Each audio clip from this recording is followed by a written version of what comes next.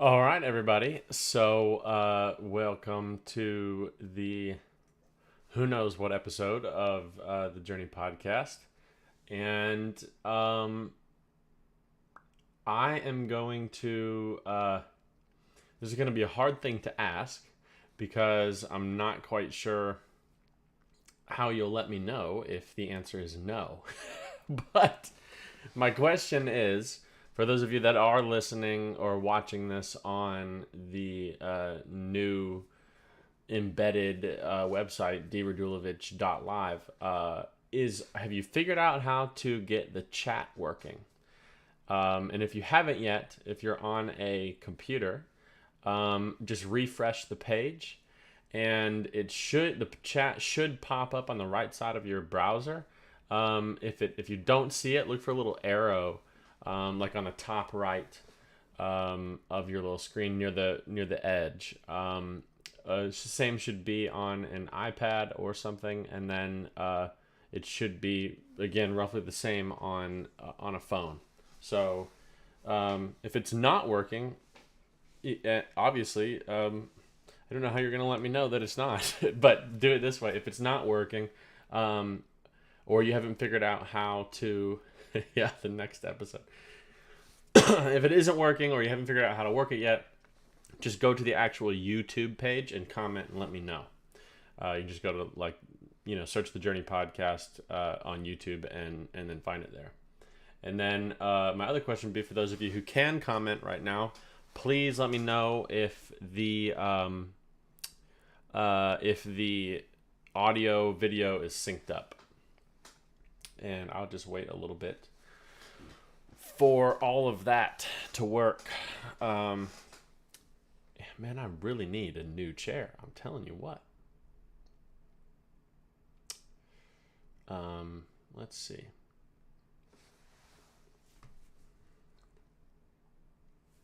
Okay. You know what I might do is get. I may go put this on like intermission really quick. Go get my iPad so that I can show you guys how to do this. So let me think. Yeah, I think we'll do that.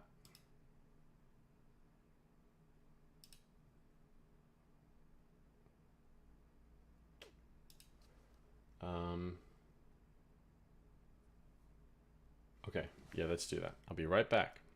I think this is the right screen. If it throws you to the wrong weird screen, then my bad.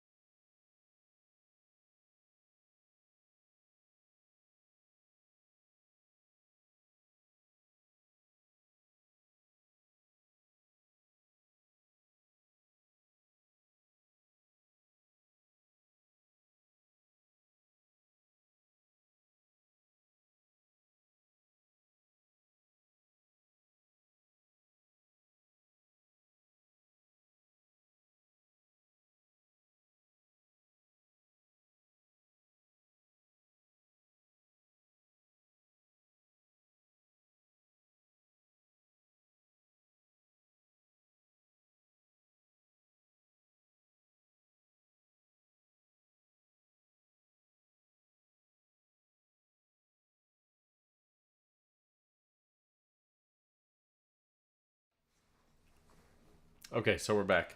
I got my iPad in front of me, and I'm going to hopefully do this with you guys. So a couple of you saying that the chat doesn't work. All you have to do is if you refresh the page that you're on the live website, it should load. If it doesn't, on the top right, you can click log in, and then you just log in to YouTube. It's basically just doing that. But I'm getting a lot of texts and messages of people telling me that doesn't work. I'm going to do this. I'll share my page over here, and I'll do it on a computer so I can show you.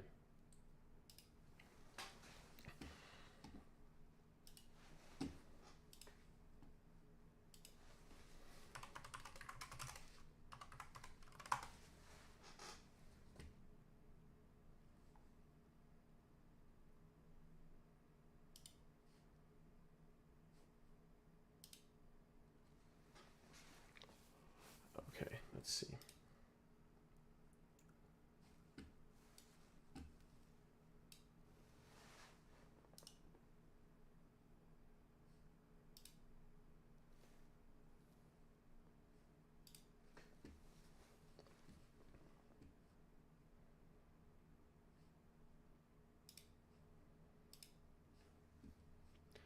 Okay, transitioning over.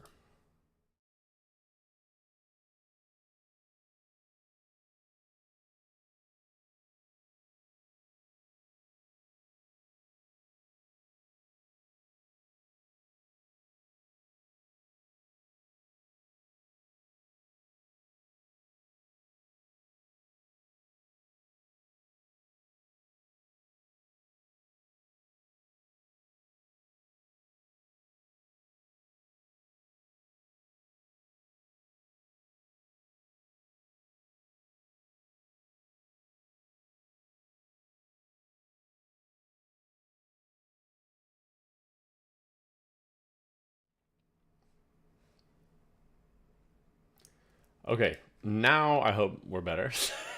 the Anyways, if you are looking at the screen and you're on the page, like I don't know what's happening, I don't know how to comment. Obviously, you're not going to see anything here. You can't comment here. It's this little button right here, right at the top right. You click it, and it pops out. So then you can see all the chat messages on there, and you should be go. And it's basically going to be up there all the time. I can see that right now. As you can see, I'm not logged into YouTube. It's in there. If I want to comment, it'll click that, and I have to sign into YouTube. But basically, it's just a YouTube thing. So if you're signed into YouTube in your browser, open up right now, it will allow you to chat here. Should work. If you can't figure out, don't worry about it. I'm gonna over time incorporate other things on here that it will be very useful to use this web page. Okay, so now we're back here. But anyways, I was saying, if you can't figure it out, don't worry too much. Don't freak out. This is like a little bit of a test run to see, how this is going to work, because Oh,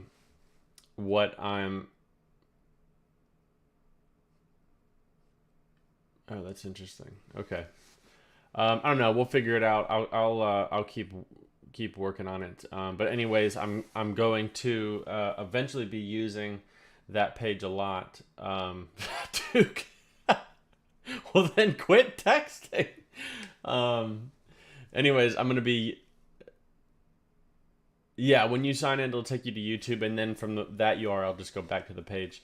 But anyways, I'm building this web page right now to allow me to be able to have a lot of really cool features on there. It's going to make it to where I can basically build into the page an ability to submit videos live, so I can pull them up. I'll have like requests to bring somebody in. I can have like live polls at the bottom and a lot of interactive stuff. And then it will also allow me to do really cool things like like awesome, basically polls or little back and forth things with an AI, thing in the chat that allows you guys to over time build up credits for watching and then get free stuff. So that's pretty cool. So basically, the more that you participate and the more that you can't spam chat, that doesn't work, but the more that you participate in the videos, on the live streams, the more that you share. No, Benson, it's not in sandbox mode. Everybody, there's a lot of people that are able to comment. If you let me know if you're watching it on mobile, it may be that. But anyways, what I'm talking about is that, you know, if you go to that page, it will show you some of the merchandise I have available to be purchased. It's all Journey Podcast stuff. Right now, it's not a huge selection of things, but soon there's going to be some bear pelt stuff on there and a bunch of other things. And like I said, you guys are killing me in the comments. Like I said, the more that you comment, the more points you get. And actually, right now, I have a list of. I wonder if I might be able to share this with you guys. That would be cool. Let me see if I can do this real quick. Because right now there's a list of people that have so far accumulated credits. And the more that you accumulate, you can basically cash them in, like I said, for hats or shirts, or I'm going to eventually have like lessons in there and cool videos, like one-on-one video lessons, a bunch of different stuff. And it'll be free. Interesting. Where is that? I think it's...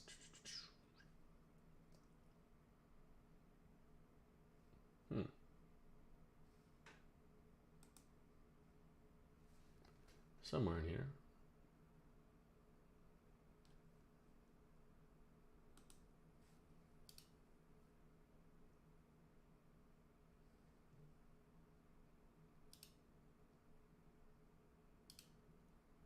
Oh yeah, here we go.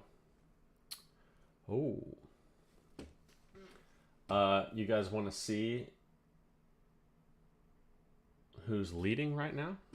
Let me know in chat. We can see if you guys want to see who's winning.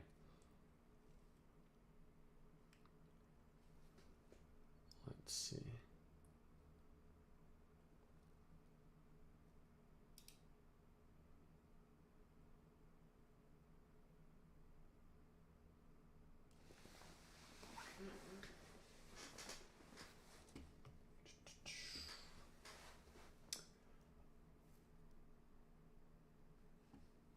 Yeah, I did hear about the cash payouts. Those are some ridiculous cash payouts. Wish I could have gone, but I was just busy. I wasn't able to make it, unfortunately. So that's a bummer. But what are you gonna do? I'm really excited for everybody, you know, to have. I'm excited and appreciative of all of those guys involved in that, being able to do that, because that kind of thing pushes the sport forward, and that's definitely something that we need to be able to do. So here's what I'm gonna do. I'm not so sure this will work. I'm going to add 100 points to everybody listening right now.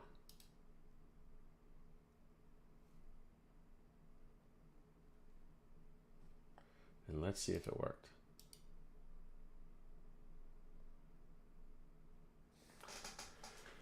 I definitely am not a pro streamer. I have no freaking idea how to work all this crap. Okay, so right now I will I'm just gonna list. Oh, you know what? I'm seeing. Interesting. Okay, so here is the. I'm gonna go into the winning people right now, but there's a little thing going on here that I see that quite possibly will throw this upside down. That's very interesting. Okay. Okay, so right now we have Jack Wyka is in the lead with 215 points. But the interesting thing is that Nate has 275 points. Very interesting. So actually, Nate, I'm going to accumulate. Here, I'm going to do this.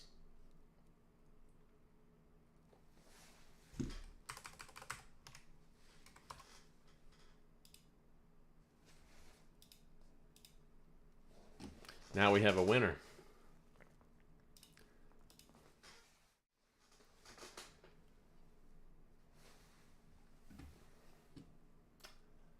Very cool.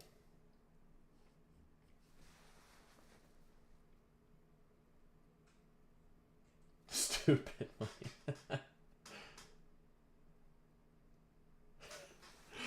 Oh man. Yeah, so over time that's going to build and it'll accumulate. You'll get points, a bunch of stuff, and it's going to be actually pretty cool. I have so many cool stuff planned, so many cool things planned that I can't talk about right now, and it's killing me because some of the stuff that I have on the way of being built is so freaking cool that none of it has ever been done before. And it's going to hopefully not only be a really fun little cool thing about the podcast, but also I think it's going to help all of you guys an insane amount. Like it's just going to be cool. I'm trying. It was a little bit about what the whole bonus episode was I was trying to record. That's going to be coming out as soon as I possibly can get it out. But I'm going to be coming out with it fairly soon. It's just a little complicated stuff, but I'm making something that makes it so that you guys at your own time can make the progress that you want and participate and engage as much as you can, and to streamline all the information for you. And I'm not talking about the app. It's going to be built into the app, but this is something totally different. So very cool. Chris. Yeah, I'm not so sure. It's kind of weird why everything's, acting a little strange on that little point simulator. I have been so busy the last couple of days. I haven't had time to go in and like build a lot of this. I've had lessons like nonstop and video calls, and it's been crazy. So the website and some of the new stuff that I've built is literally in the process of like an hour and a half worth of work spread out in 15 to 20 minute increments throughout the past week or so. So it's like nowhere near finished, and I'm a little confused on all of it because in the process of building it out, I have to learn how to do it. So sorry about that. Yeah, it's gonna post it tomorrow. But anyways, so enough about all the BS stuff that's not important or exciting. Let's get into some stuff for the content of the episode, and maybe answering some questions. Anything you guys would like to do. Yeah, Nate, I'm surprised I have time for this too. I don't know where I'm finding the time. It's just like appearing out of thin air, which is the first time in my life that I've ever been able to do that. So that's pretty cool. Okay, let me look at my notes. Okay, here we go. So the question is, where's my little thing? Okay. The question is, have you guys gotten a chance to listen to the second series of the podcast yet?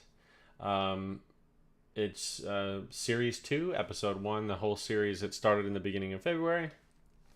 Really, I think the last episode that we did of series 1 was like the first day or two of February, but this is the new series called First Results. Basically, everything that happened in the past month, we're going to take that, and now we're building onto it for a second step.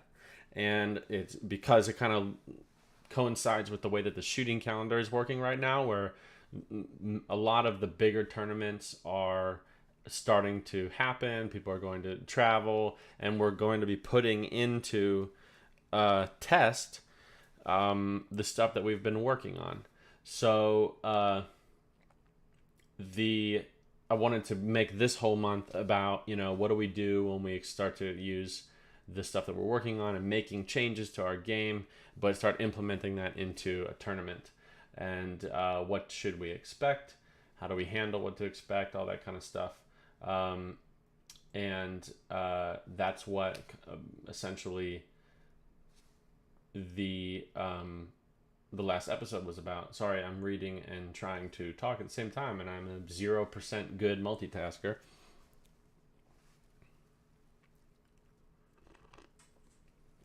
Okay, cool. Yeah, Nate needs to go back into. You're saying need to go into season 1, episode 3 and 4. So,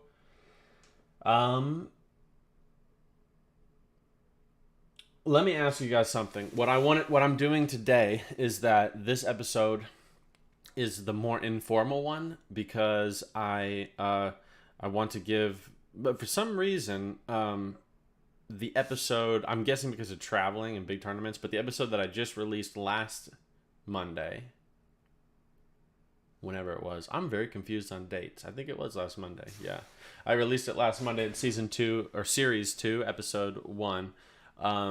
It was like a strange delay of when people started listening to it, and normally it's like it gets released, starts blowing up, and then but this one, it all happened very, very late. I think like it was kind of like very stagnant, and then the downloads and stuff just shot up recently. I mean, like 2 or 3 days ago. So there's a lot of people that are behind for something going on in the shooting world. I'm not really sure what it is, but so I just thought, probably better to flip the informal and the formal episodes for today and Wednesday. So Wednesday's going to be more of an educational episode. Today's going to be more informal, but your options today are going to be that I can use today to be a summary of the important points and topics of the last 4 episodes, or really 5 if you want to include series 2. I can, in the same time that I'm doing that, I can answer questions on the fly, or we can vote on a topic for what today will be about, and it can be anything from something serious or nothing serious. But let's have some fun today and do things a little bit different. I think that'd be cool. Yeah, I agree, Nate. It's a lot of content that I'm releasing, and every episode is hours long. So to try to listen to that much of a podcast every week, I sometimes have to slow it down a little bit.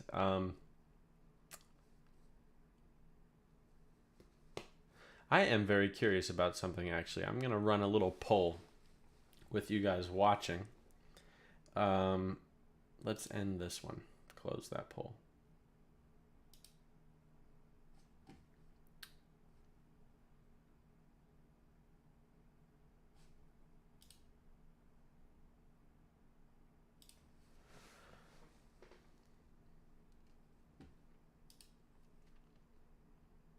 Okay, here is the question.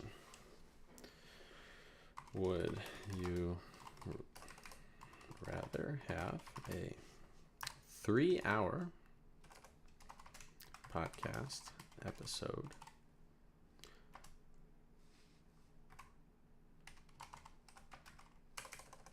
I can type.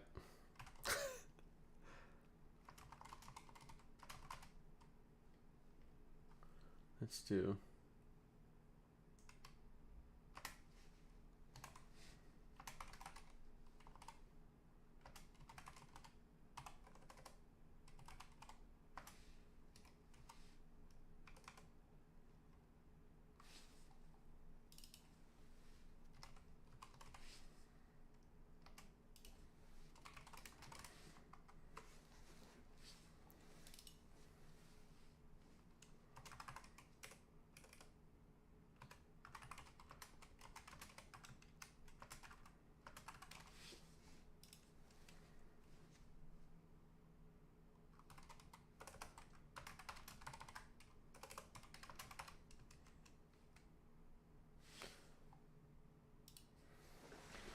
Okay, I got a new poll going.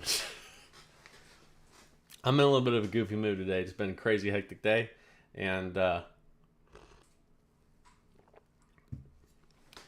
that's what we got. So the question is, would you rather have a 3-hour podcast episode per week, or like one 3-hour podcast episode per week, or 20 to 30-minute episodes released every day? This has nothing to do with, like, it's not going to change the content at all, because what it's going, the way that I record it is I for a 3-hour podcast, there's a bunch of segments in there that are anywhere from like 15 minutes to 45 minutes. And I record every session at a time, and then in post, I edit them all together and put it into one long episode. So I can continue to do that with the timestamps underneath there, that you can, go back and forth to different parts of the one episode. Or what I can do is, because I record them all at the same time, I can record them all and then schedule them to be released every day. So let me know what you'd like to do with that. I'm kind of interested to know what you think. I'll tell you, yeah, Sophie, that's kind of, Nate, can I vote for both? Nate, I will send you your own personal, I'll send you 240 different 1-minute episodes every week in a link. Yeah, my opinion on it is that, I get a bunch of crap from other podcasters. Not in a mean way. They're just trying to give me advice, but I get a lot of advice, basically, suggesting that I split it up, or that they're too long, or I condense it down a little bit. My approach, though, is that I do not make a 3-hour podcast with the assumption that you guys are going to listen to the whole thing in one run. That's a pretty rare thing. I personally much prefer, it's almost like if I'm going through podcasts to listen to on a drive or something, I literally look for I just look for the length, and I know that a long one is going to probably be good, so I'll listen to that on some of the podcasts that I like to listen to. But I only get the opportunity to do that while I'm driving, 20 hours straight, so I can listen to a few podcasts in between answering calls and stuff like that. But I don't like how I feel like I can't get into the topic without being able to do that. So I put it in one episode. That way, if you want to split it up, you can do the timestamps. But if you're like me and you like to just go straight when you have the time, then you can do that too.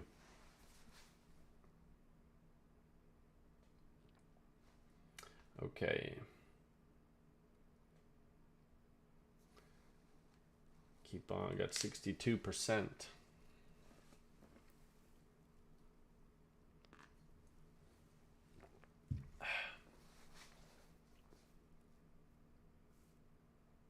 Cool.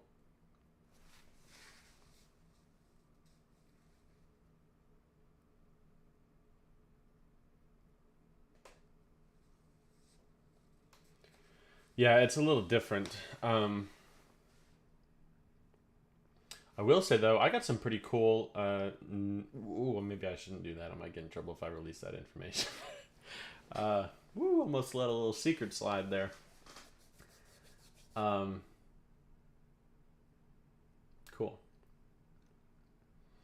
The more I let it go, the more that the split them up, it's too long option is getting voted on. But are you guys a good data sample? That's the question. We have 20,000 listeners for across all, or downloads. I guess that's probably different than listeners.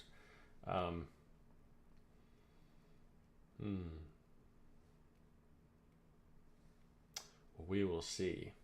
My goal is to tailor this to the very committed people. Because you guys, everyone that's here are the people that are going to be heavily involved in the podcast more.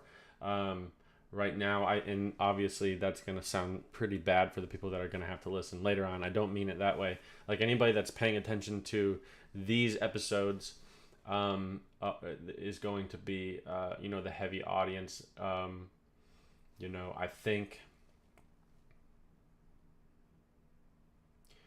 I forgot the number, but I think it was 54 or 65, whatever it was. Some percentage of people, a big percentage of people listen to 100% of the episodes.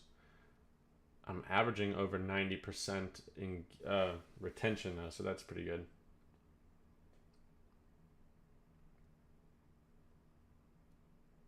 Yeah, Nate, exactly.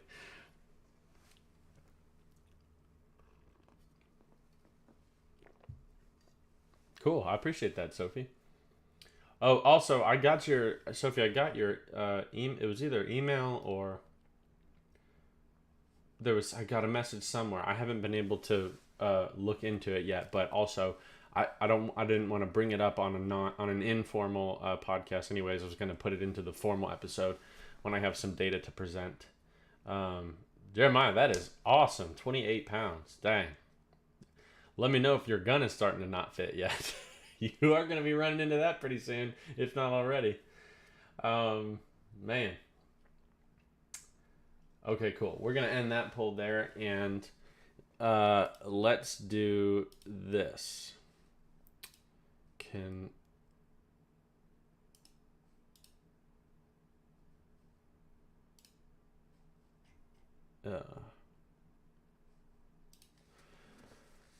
Okay, so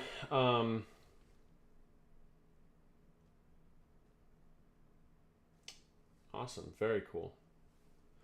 Sorry to put my hand in the mouth. Got a little focus there. Okay, so let's get into some questions, and then I will possibly get into some of a refresher of all the other episodes. But questions, anybody? We can answer funny ones. We can answer serious ones. I can direct you to other portions of. Wow, Nate, that is so good, man. Everybody's on the awesome health kick. Proud of you guys. That's very good. Very good. Wow. So, just a little word of advice. The for those of you that are going through the process of losing weight, let me just speak a little bit towards what that will do for your shooting and kind of the best advice I can give you. Because actually, it was yesterday that I was talking to a student about this. I went through a period of. I honestly don't know how long it was that I was losing weight, because this is going to sound bad, but I guess anybody that is overweight probably can say the same thing. I never realized that I was fat. I never looked at it that way. I was like 300 pounds and not in good shape. Your weight doesn't necessarily 100% determine your shape, but I definitely was not in good shape. 300 pounds is not a good weight to be in, and I never was self-aware of that. Like, it didn't bother me. I didn't notice it. I looked in the mirror, and I never even wondered why my clothes were getting tight, why my shooting vest wasn't fitting. So then I was living in Florida for a little while, and again, not trying to lose weight or get healthy, because I hate to admit that I didn't really notice it, but I just needed an outlet for things, and so I randomly decided to go for a run one day. It's a beautiful little area around where I was living, and I thought it was gorgeous, and I had so much fun, so I did it again, and I just, because living in Florida, the fish there is fantastic, and so I was eating very healthy on accident. And then I started to notice that my clothes were getting loose. And so then at that point I was like, oh, I guess I'm losing weight. I'm going to just commit to this. So I did, and I don't know how long it was, but I ended up, my weight went from, in high school, I was like 205, but I went up to about 300. It was like 292 or something like that, 295. I went up to about that heavy, and then as of, I think around September or so of 2022, I was down to 185 or 184, which was that's not a healthy weight for me. That's too thin. And then now I've worked it back up to about, I want to say like I'm about 212 or something. But the reason why I'm telling those numbers is because the very complicated and frustrating situation that puts you through with gun fit and shooting and proprioceptive movement and honestly strength and your ability to move the gun and have precise movement, it is a frustrating process. And if it isn't yet for those of you that are losing weight, then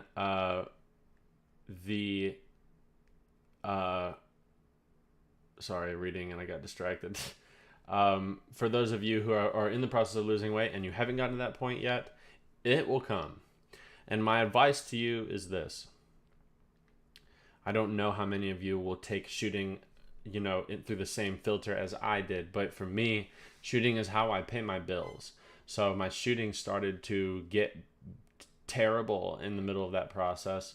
And, it almost at points in time makes you want to stop doing that, stop losing weight. And the best advice I can give you is like 100% obviously put your health goals first and suffer through it with the gun, with a decrease in your shooting proficiency. And don't try to continuously modify and change your gun throughout that whole process and keep changing it as you change. I hold a lot of weight in my face and my chest here and my stomach. So you can imagine, especially with the face and the chest, like if I were to go like this and put the gun right here, that's going to hugely change my length of pull, the pitch. It'll change because if you're sitting here like this, it'll change your toe out and it'll change your cast and your drop. So it was just a mess. But if you continuously change as you go through that process, it's like not only is your body changing, but your gun is changing, and that complicates things worse. Suffer through it till you get to whatever target weight you want. When you get to that point, then at that point, make the change to your gun that you need, and congratulate yourself on everything, because I've never gotten to a point where I didn't realize how much better energy I had, how much more control of the gun that I would have. I couldn't believe how much better I could focus throughout a round just because my sustaining energy was better and longer and my focus was better. And just everything. It's 100% worth it. I'm still in the process of doing it.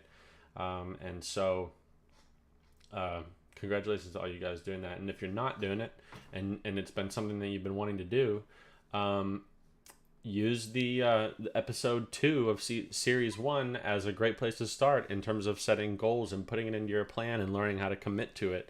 Because I mean, in my shooting plan, in my journey, so to speak, I do have health and weight goals and strength goals and things like that. So very important. That's just so cool to see this kind of stuff from you guys. It's awesome.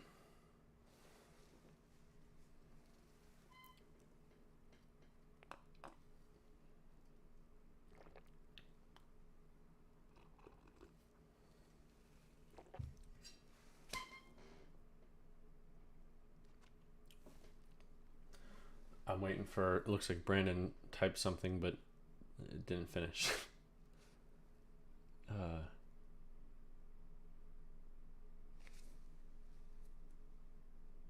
Duke.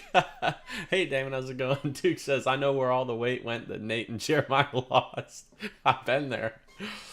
Hey, the way you can look at it is, if I'm interpreting what you're saying right, which is pretty funny, but the way you can look at it is like, I mean, we're really only like a month out of Christmas and the holidays, and I mean, if you're like me and you're always late to everything, that means that you're still in the mood and the whole process of eating that much. So I'll give it to you.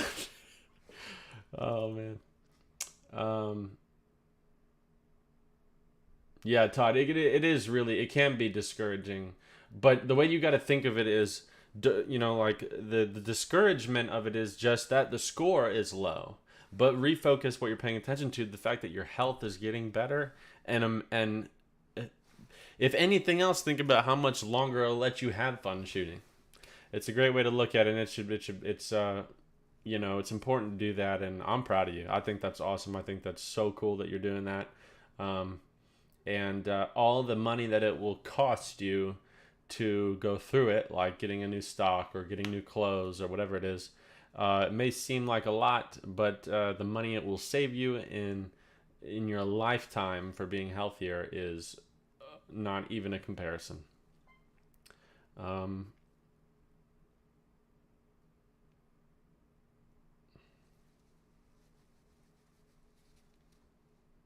Yeah, Ron, my shooting practice now is around, I mean, if I can get to a flat in a day, I'm pretty happy about that. Okay, so now Brandon says, when you're practicing on much more challenging targets that are 50 plus, any tips for when you are practicing on much more challenging targets that are 50 plus? Okay.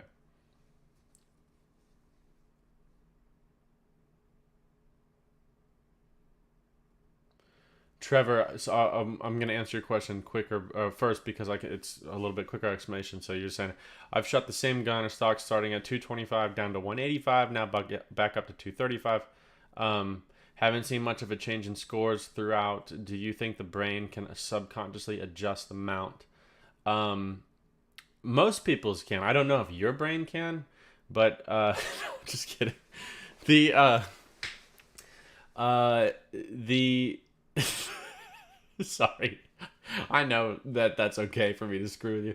I mean, yeah, it definitely can. But the thing that to me influences the biggest difference is there's some quantifiers here. It has a lot to do with the mechanics that you use. If you're completely pre-mounted I know that you're not, but if you're a completely pre-mounted shooter, or your mechanics are slightly different, or dependent on, I would say, like, for me compared to you, Trevor, you have much more muscle in your chest. I'm like a little skinny guy. And I'm not a skinny guy, just more weak than you. And so one big difference for me that would probably not be as much of a difference for you would be that if you are gaining and losing that weight, I would imagine that your pitch and cast probably isn't changing that much. It would more be a length of pull and like in the face issue. And if you're a shooter that doesn't bury the face on the gun, then probably not going to make a huge difference. But if you do gain or lose weight, I mean, if I could find a picture of me, I mean, you back at that weight, I mean, we're talking a massive difference. I mean, like face out to like here and just way thicker here. So that would be a big difference, but everybody's going to experience it differently. I was never somebody who heavily worked out. I'm going to actually re-qualify that. I was never somebody who worked out when I was younger. And so I never built muscle mass. Okay. The,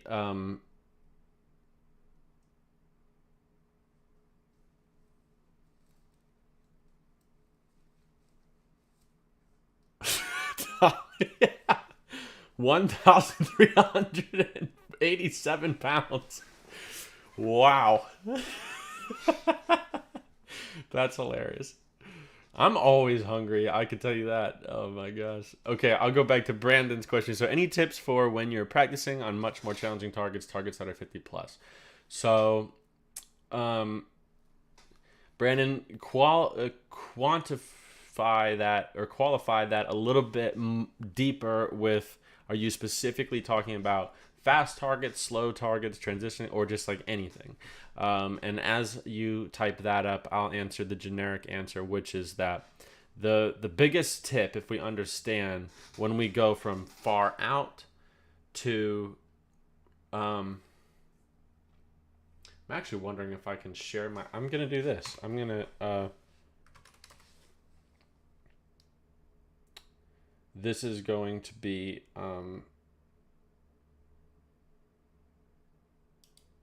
this is going to be an experiment. We're going to see how this goes.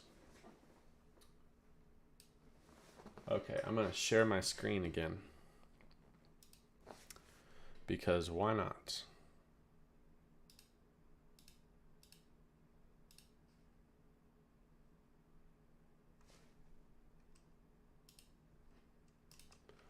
Let's see.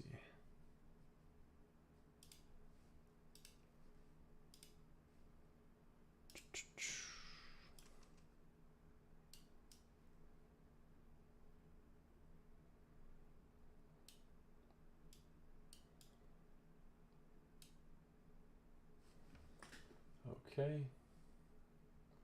Sorry this is taking long, guys. I am doing this on the fly.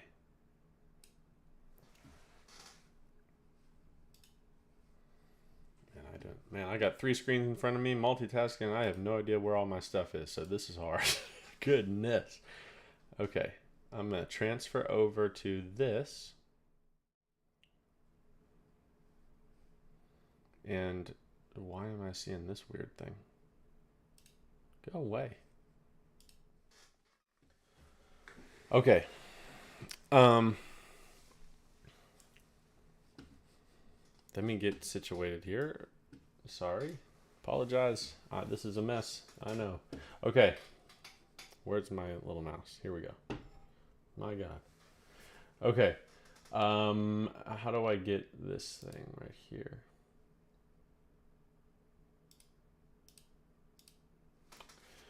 Okay, so let's pretend that you are right here and we have a target. I already messed it up. Hold on. I'm going to make a target right here. Good old Microsoft Paint for you. And we'll say we got 1, 2, 3, 4, 5, 6 different shooting areas. We'll say this is 20 yards. We'll say this is 30. Say this is 40. This is 50, 60, 70 yards. Okay. Here's the biggest difference between, if you think of what this is, I'm very apologetic for the crudeness of my drawing here, but I'm not an artist, and this is Microsoft Paint. So I can't believe I'm using this. I haven't used this since I was like in kindergarten. Okay, where do we got? I want to do a line. Okay, so at 20 yards, let's say that, I know this will not be a perfect example of what I'm trying to do, but what I'm going to draw here is, okay, we'll say that's the trap.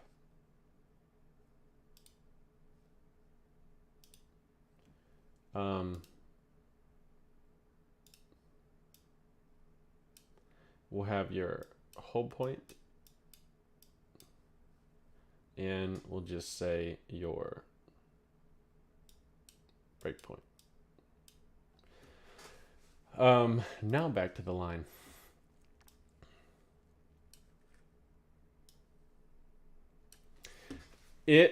We're going to, for the sake of argument purposes, to talk about what this is. At 20 yards, all the way to 70 yards, we're going to pretend like we have the same hold point and the same break point, okay?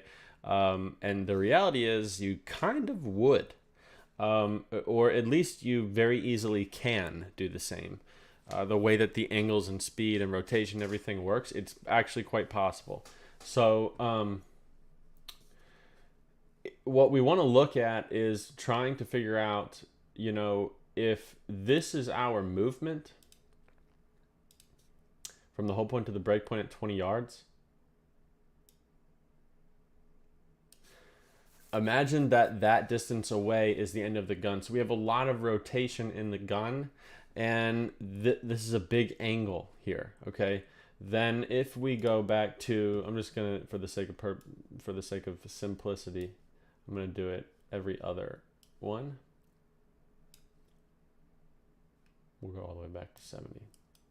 Whoa, hello.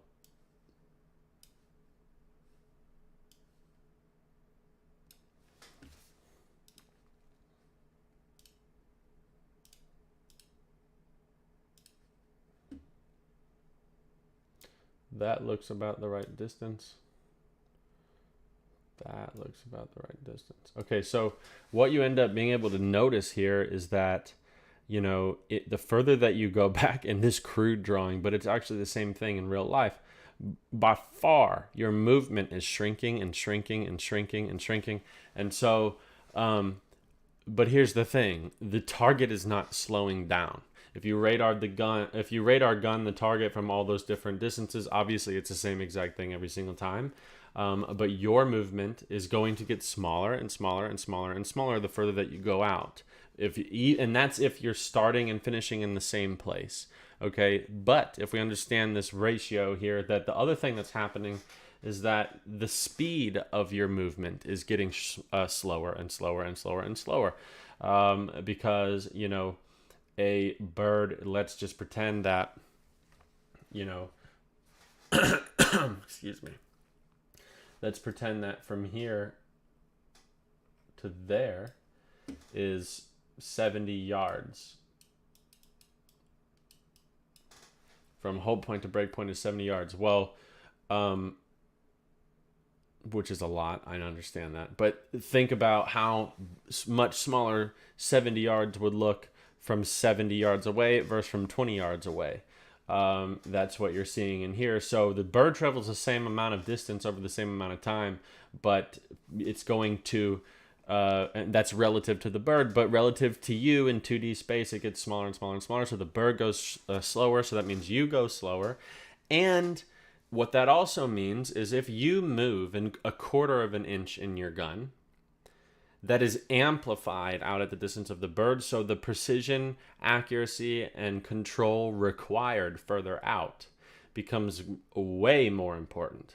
So what we can we can deduce from that is that efficiency of movement becomes paramount the further out that we get from the bird, because if we're using poor mechanics to connect to the bird or to make a move, if our shot relies on timing, good luck, because if that means if it relies on timing, you're swinging through or pulling away from a bird, and you have to have a huge degree of skill to be able to do that, and your timing has to be on, and a bunch of other things. So it just becomes very, very important that we understand good movement and that we can do good movement, and that we have the precision and everything. So many other things become important, like balance and tension and your plan, the efficiency of your plan, and your eyes and your sensitivity and awareness of your emotional state and your physical state and the visual aspect of what's happening. So the further out we get, that's what happens. So if you're trying to practice them, then you're going to want to practice,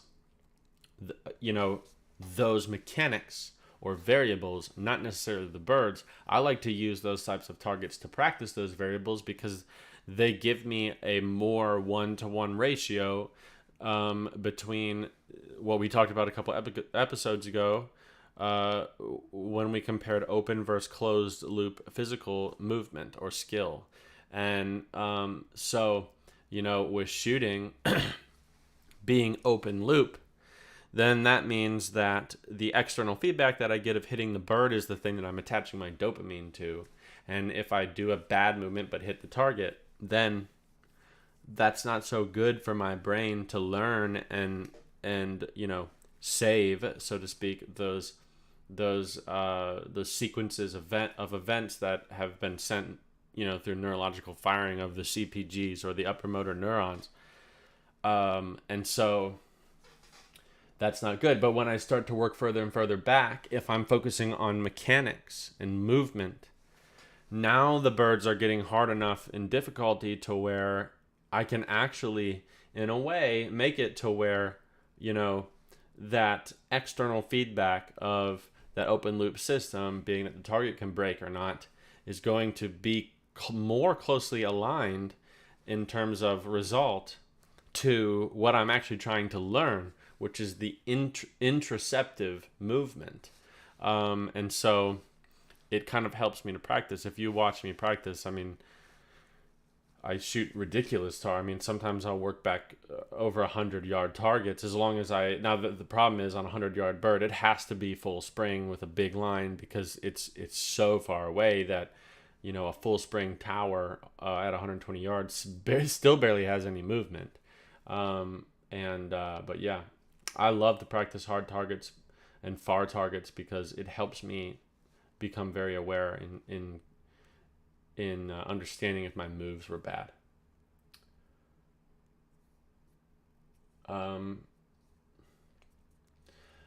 So hopefully that answered your question. That's like I said, a crude drawing. I do have somewhere a really cool little pad that I can draw on, but quite possibly you would be able to read my writing with a mouse better than a pen. So.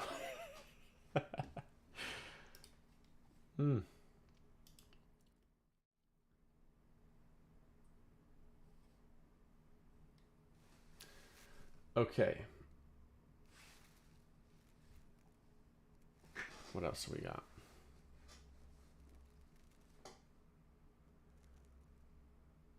Banson says, dumb question, what is on the underside of your hat brim? It's just the logo of the company. They're melon hats, MELIN. And I have never found a hat that fits my head better than these things because my head is so big. So they're really, really high quality hats. I'm a huge fan. And they even make... I've got so many hats. Guys, it's not even funny. They even make, you know, like more normal looking hats. This is a nice wool hat for when I coach up in New York. It's got that same thing. It's even got like, if I can see it. Hello.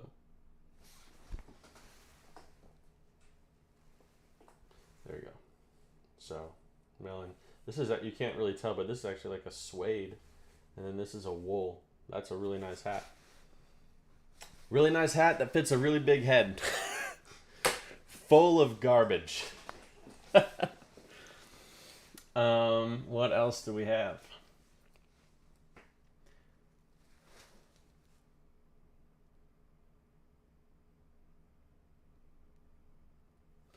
Ooh, Todd, you are setting me up for a bad you're setting me up for a bad thing here. So Todd says, so you mentioned about getting a new stock when the goal is satisfied, like weight-wise, he's saying. You said get a new Perazzi stock. Are you totally against a Greenwood stock? Is it worth the money? I'm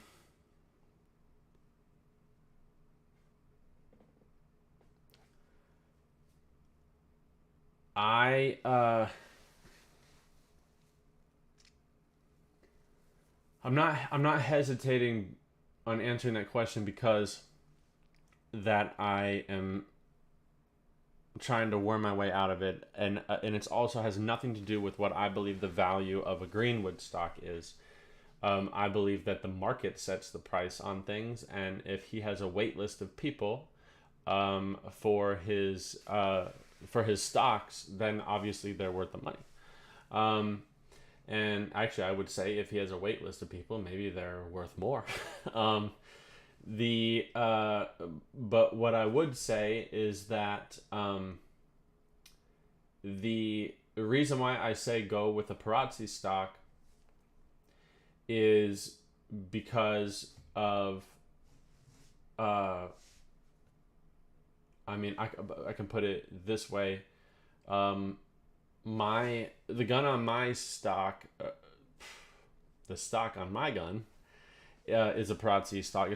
Every single part of my gun is 100% from the factory. There's nothing else on there.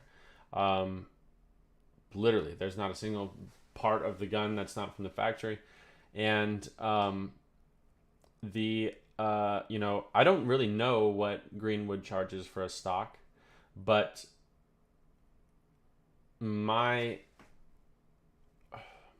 this is something that Greenwood would disagree with, and he would probably tell you the opposite, but I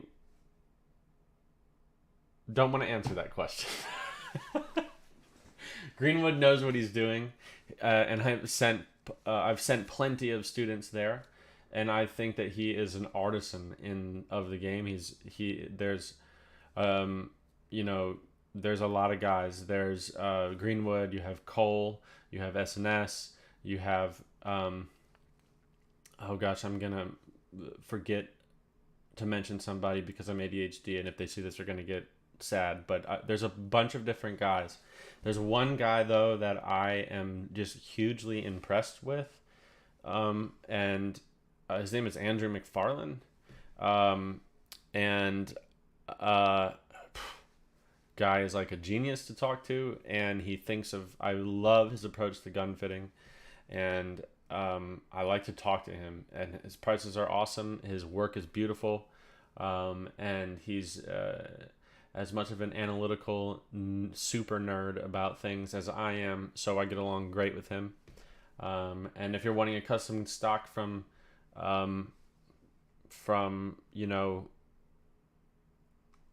somebody other than the gun manufacturer that you have, those are all great guys to go to.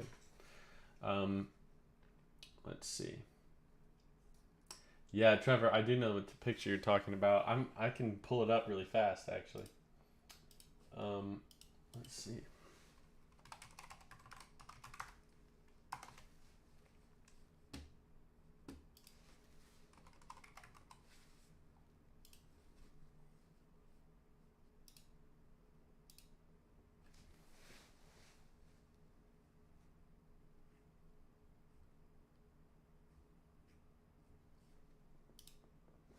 Here we go.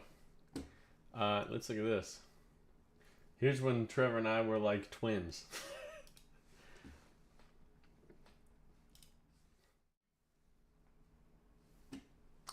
That's like ridiculous. That is freaking hilarious. I will say that this here is no moss. We're going to be definitely Team Bear Pelt. But this was back in 2018 before there was a such thing as Bear Pelt. But that's hilarious.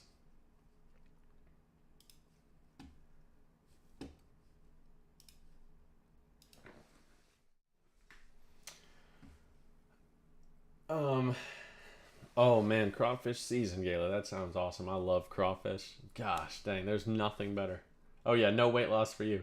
Well, listen, my favorite thing to do, so when I teach at Westside in Houston, is every once in a while, the last couple of times I've been teaching there, I'm there at the same time as the Pipeliners shoot, which has like 500 plus people. It's a corporate, an oil field event, and there's like 40 different food trucks that show up in the parking lot of the gun club. And let me tell you, I think I am going to start charging like $500 an hour for lessons that day, or those few days, because the value in showing up to having 40 food trucks in the parking lot. Oh my gosh. And then what's the guy's name? I think it's LeBlanc or something. Something. But he came to the national championship a few years, and he's got a giant rig to make crawfish and boudin, and oh my god. That's the best day of the year to take a lesson from me, I can tell you that. I'd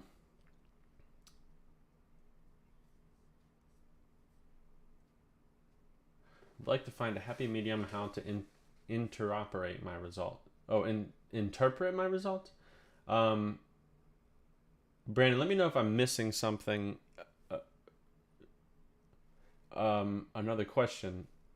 What do you mean? What would you like to find a happy medium on? I might have probably missed the question. Brad, what's up? Brad's here. Brad in Australia. Very cool. there's a couple of you guys, and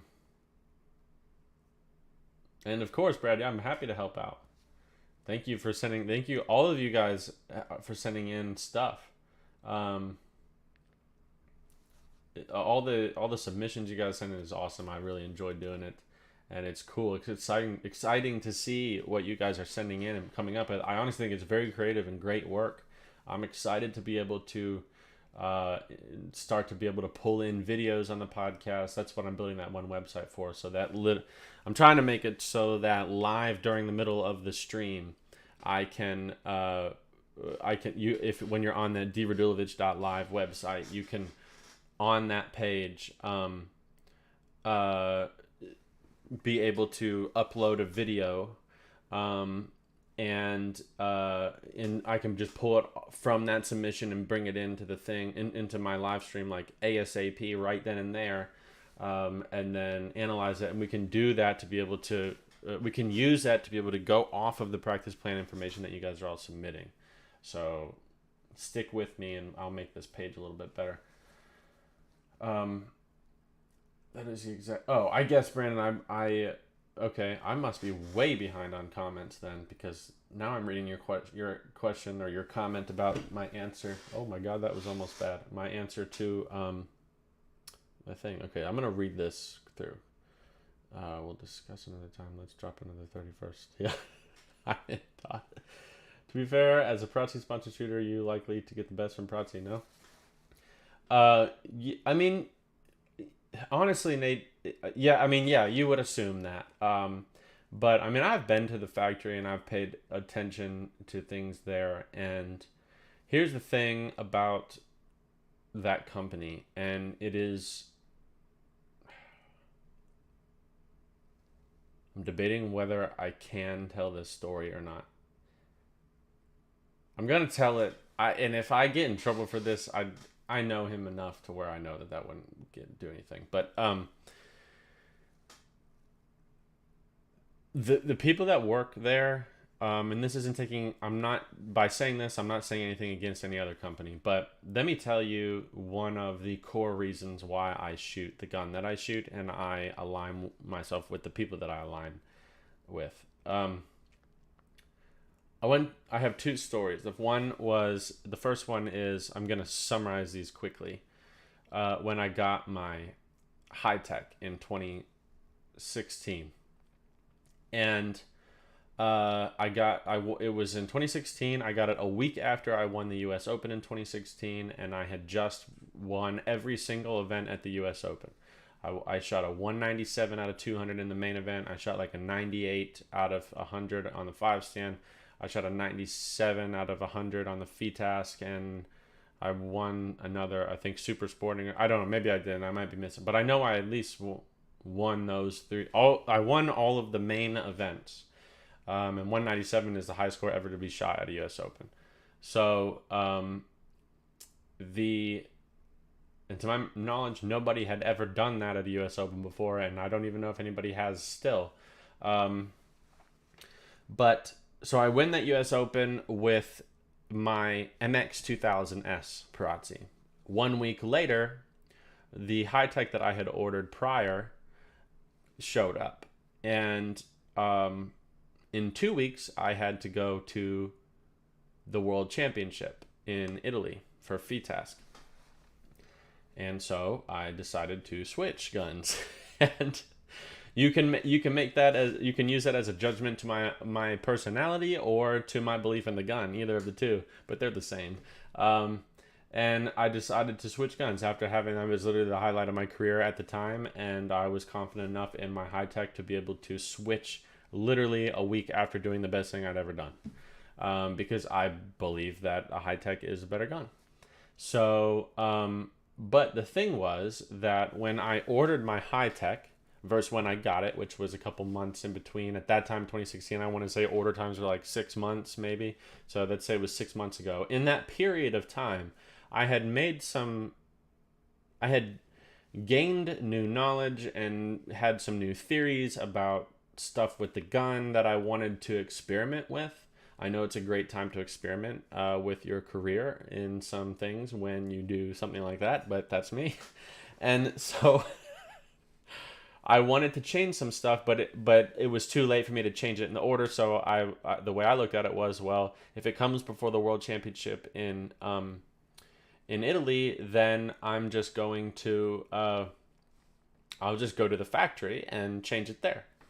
So I went to the factory. When I was there, I took my gun. I had both guns with me, and I took a bunch of students of mine, and we went through and did a little tour. But as they were doing a tour, when I first got there, I explained to Mauro and Fabrizio that I wanted to change some things, and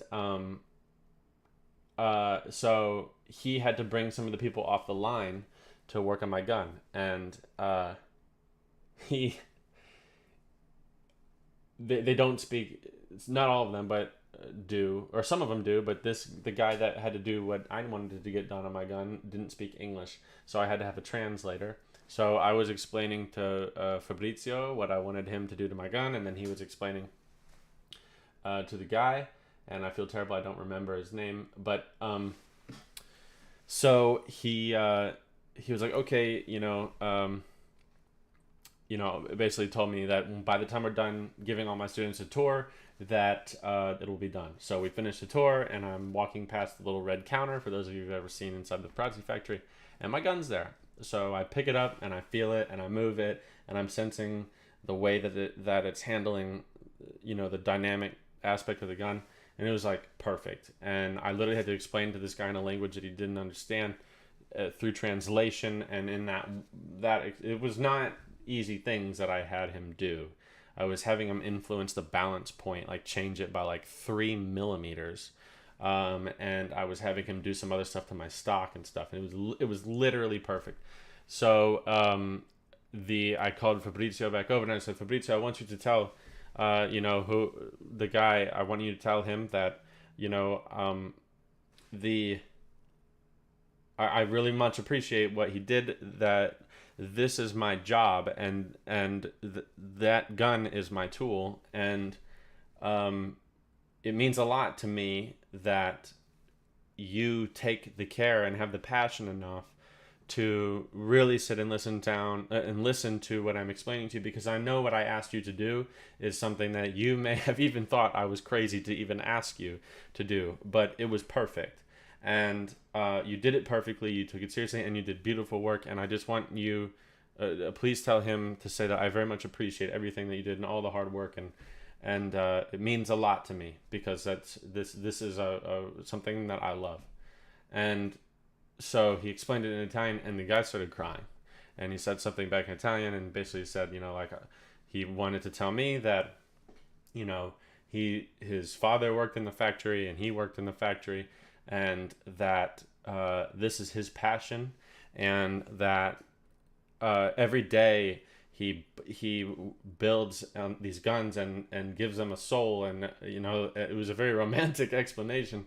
And he said, and I don't always get to see the people that they go to. And it means a lot to me to know that the person that got this understands that and appreciates that and sees that too. And so that was freaking awesome. And I know everybody's going to say that there's the people like that in factories and other companies, but that's a very personal story to me. The other story is, I'll make this one faster, but at the SHOT Show a couple years ago, maybe like 2016 or something, it was Mauro, myself, and Al Kondek and some other people, and we were at a meeting, and we were talking about the Prazzi MXS, and we were trying to figure out a way to make the gun cheaper, to increase profit margin on it, and be able to sell more guns, and that way have a little bit more revenue in the company. And so I'm sitting there kind of explaining a little bit, thinking that I have this good idea, and Mauro very passionately, I'm not going to get the words that he said right probably, but basically, long story short, he said that my father made this company, and he came up with this gun, and I'm continuing that passion, and he was like, I don't build a gun to maximize profit. I build the gun because it's a Perazzi and it has and it's a, you know, like, I don't care that I'm not going to decrease the cost of the gun so that I can make more money on it. If it doesn't make money, then I won't sell the gun. Like if it loses money, I'm not going to sell the gun. I don't want to make a lesser gun. Like, we do the best that we can. I build it for the purpose, for the passion, for the competition, and like, that's where my heart and soul is in. But whatever it was, I totally botched his explanation. But I remember sitting there like, I am a freaking idiot, and I had chills down my back listening to this guy say that. So long story, what I'm saying in my explanations is that it doesn't matter who the guns go to, and they don't even know who the guns go to. They don't know, oh, this gun's for David, or this one's for George Digweed or Wendell Cherry. Make this really nice. They're all the same, and the people that are there, they make them because they love them. You go into the factory, every single person, has Perazzi this, Perazzi that. Also, they don't have to wear clothes like that, but they do. They're really passionate for the company, and so you can see the work that goes into it. I love it. I really do. It really does have a soul. It's an awesome gun. Great people.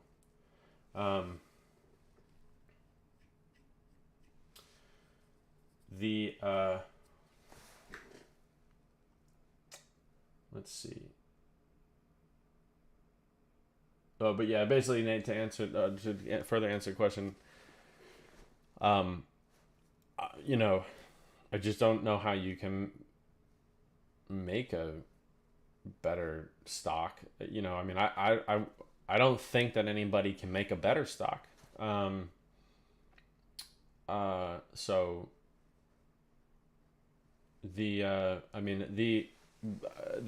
people that are really, really good, equally as good, but I don't say that a Perazzi stock is a great stock to buy because I think that because I get paid to say so. Also, don't take this as me thinking that you are insulting me, but that's not. I'm just trying to explain. I totally understand where you're coming from in that question. Okay, so Sporting Clay J. Is the difference between factory stock and going to Greenwood the fitting process? I imagine either can produce a stock with given measurements, but how do you figure out those measurements?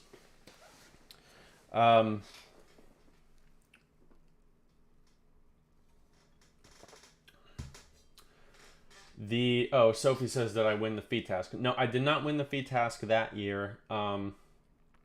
Just because, well, not just because. To say that I didn't win the world championship just because it was a new gun that I had never shot before that's a very egotistical statement. But for that shoot, I honestly, I made the decision to switch because I figured, like, what would be a better place to test my gun immediately in terms of what's different than under the biggest tournament in the world. And so I shot awesome 3 of the 4 days, but one day I totally mentally failed. It was like rainy, and I just I was in a bad mood, and I failed as a competitor. I think I was shot like, I want to say every day was over 47 or something like that, except one day I think I shot a 37 or 36 or 38 out of 50, and just total idiot. But then the World Feed Task the next year, I won with the high tech, and then another U.S. Open.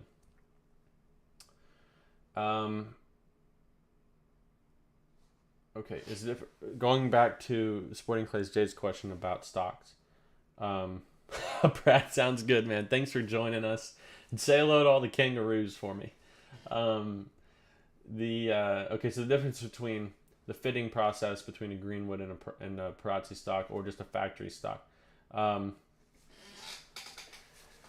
I've never had a gun fit by Greenwood or a stock made by him. I've never had a custom stock by anybody. Oh, I take that.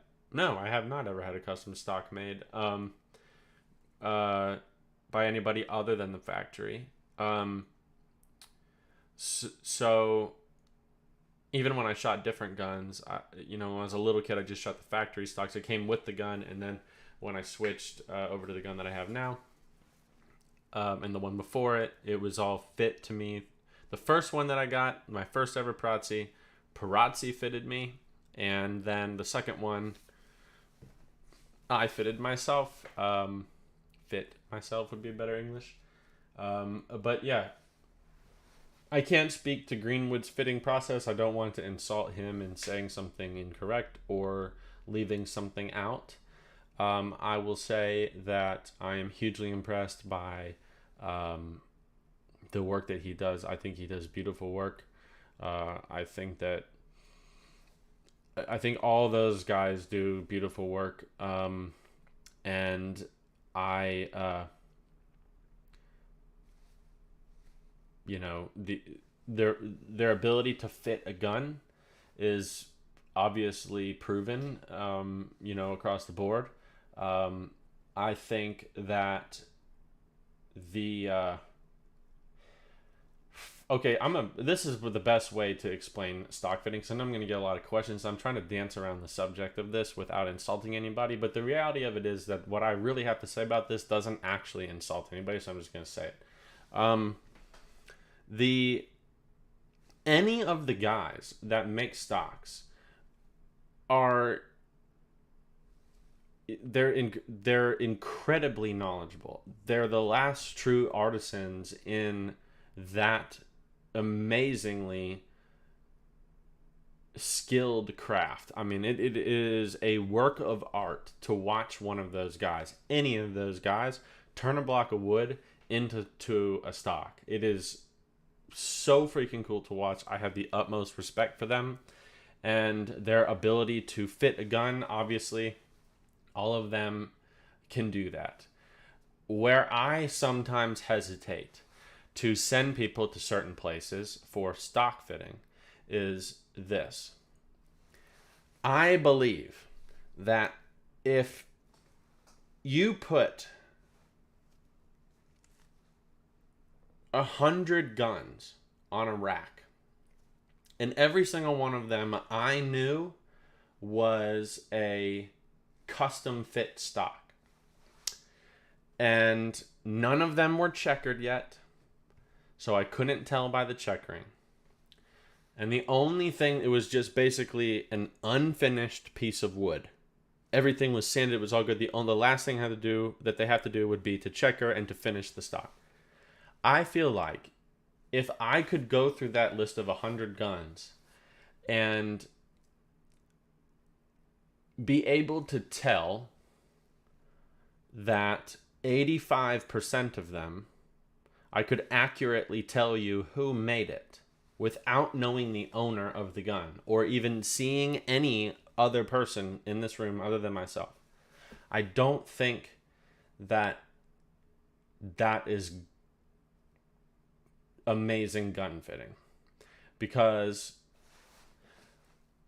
if you're forcing somebody through a mold to a point, and all of the stocks that you make have a theme to them, then are you really fitting the individual, or are you getting it to feel comfortable? Because if you really understand gun fitting, and this is definitely not saying that any of those guys don't, I will say that there are some people that don't, and I will also tell you that the person or companies that I'm talking about are none of the people that I have mentioned. Okay, so all those people are safe. But if you don't understand that your mechanics that you use when you shoot drastically influence what the gun should be built like, then I don't think that you should be fitting guns. I also don't think that the two things of fitting guns and making a stock need to be hand in hand. I think you can have the best car designer in the world that may quite possibly not know how to win the Le Mans. But so you don't have to judge the quality of a stock maker by their fitting. Like I said, the people that I listed, not on that list, but I just hesitate with that. And so, I have had times when somebody really, really, really wants to go to a person that I know tends to fit, like all their gun stocks seem to look the same. And so I will say, okay, I actually think they're great at making stocks. I think they're not that great at fitting them. Why don't I be involved in your fitting process? Because you're my student. I know how you shoot, and I can fit you as good as humanly possible. I just can't make a piece of wood for to save my own life. So let's bring somebody else in to do that. That's my thought process on it. TSK for just build. Yeah, I think a TSK stock is a great thing to buy if you're in the process of learning mechanics and getting better and getting consistent in your movement. Yeah, Brandon, Andrew. Man, Andrew is a freaking awesome dude. So smart, incredible stock maker, and incredible gun fitter. He's awesome. I like him.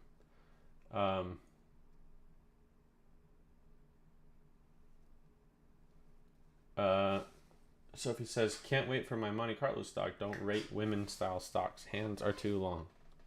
Don't rate women style stocks. Yeah, getting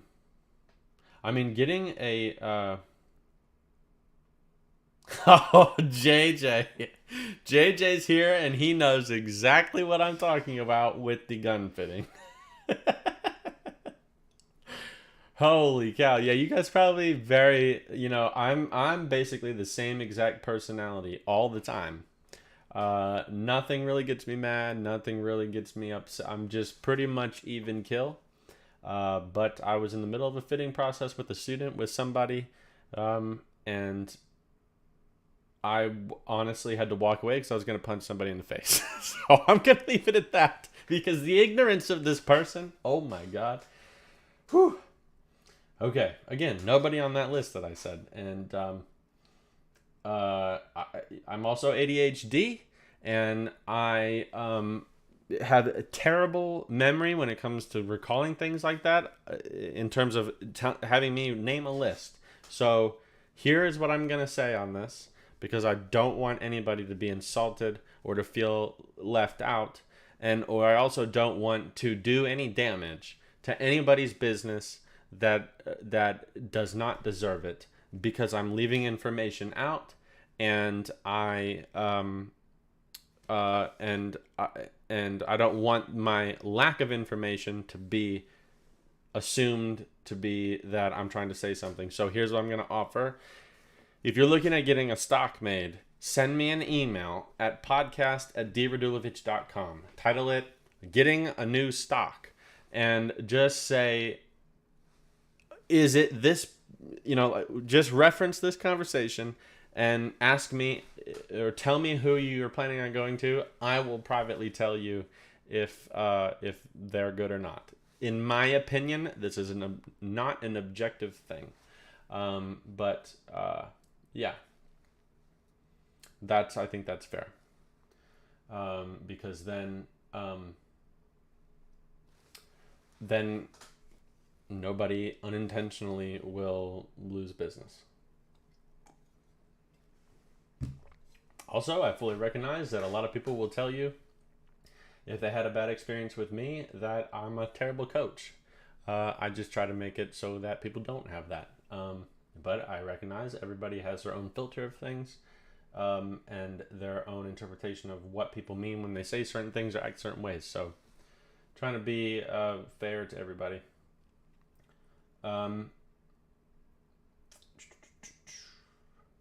Damon says, have you thought about doing another shooting center like Cypress Creek in the north, like Indiana?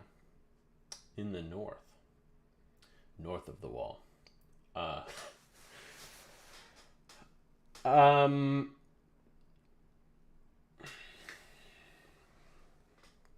That's a good question.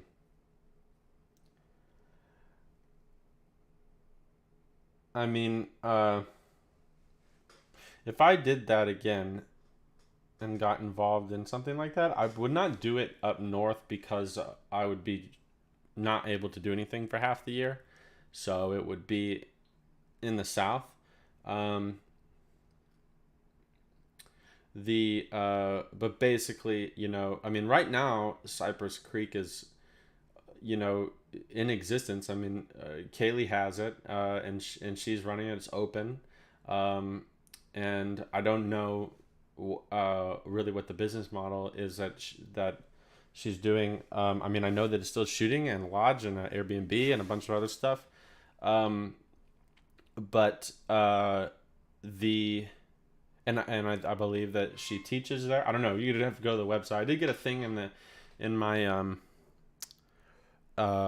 email recently that the website, they're doing maintenance on the website. So if you're listening to this now and you try to go to the website for Cypress Creek and it's not there, it's not because that Cypress Creek is not there. It's because they're rebuilding the whole website right now. So I don't. Anyways, but the.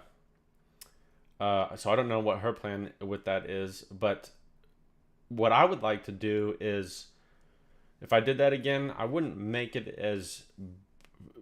Here's what happened with Cypress Creek in terms of my own experience with it. Both of us going into that business, I had no idea it would be what it was. Like, when Kaylee and I started Cypress Creek, I was 100% under the assumption it was going to be, in terms of my portion of it, a lot of walk-in business and very few lessons. So, and I thought I was going to have to be on the road a lot still. And over time, that would change a little bit. But I mean, I had so many people.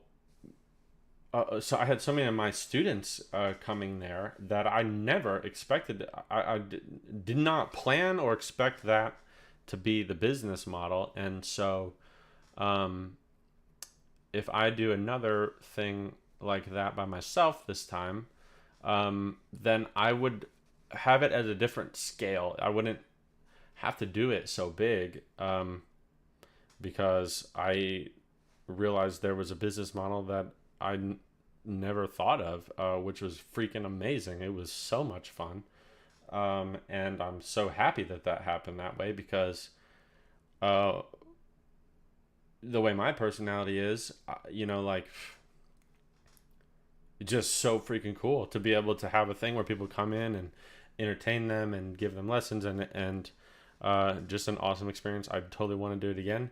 My only thing is that if I do, I probably only would do that again if the other stuff that I'm planning on doing doesn't work, because otherwise I probably am just going to have a much smaller scale thing with basically a little bit smaller of a training facility and smaller of a lodge type thing, where I probably would not be big enough to host events, which Cypress Creek is. So, and if they were events, it would be very, very small. So that would be my plan. But it would be probably, I don't want to say where I want to put it because it's, I don't want other people taking my ideas. But put it this way, not in the north, and it's going to be very close to a very big city.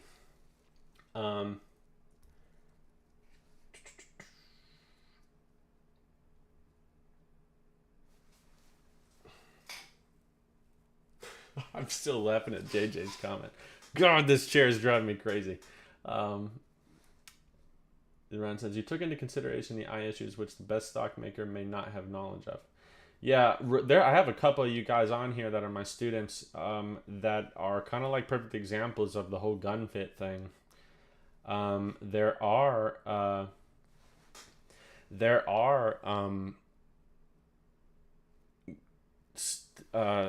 stock makers and gun fitters that I have been very impressed with, in terms of understanding either on purpose or by accident the neurology involved in eye dominance. And I have seen them be fit in a way that is pretty unorthodox if you go by the textbook.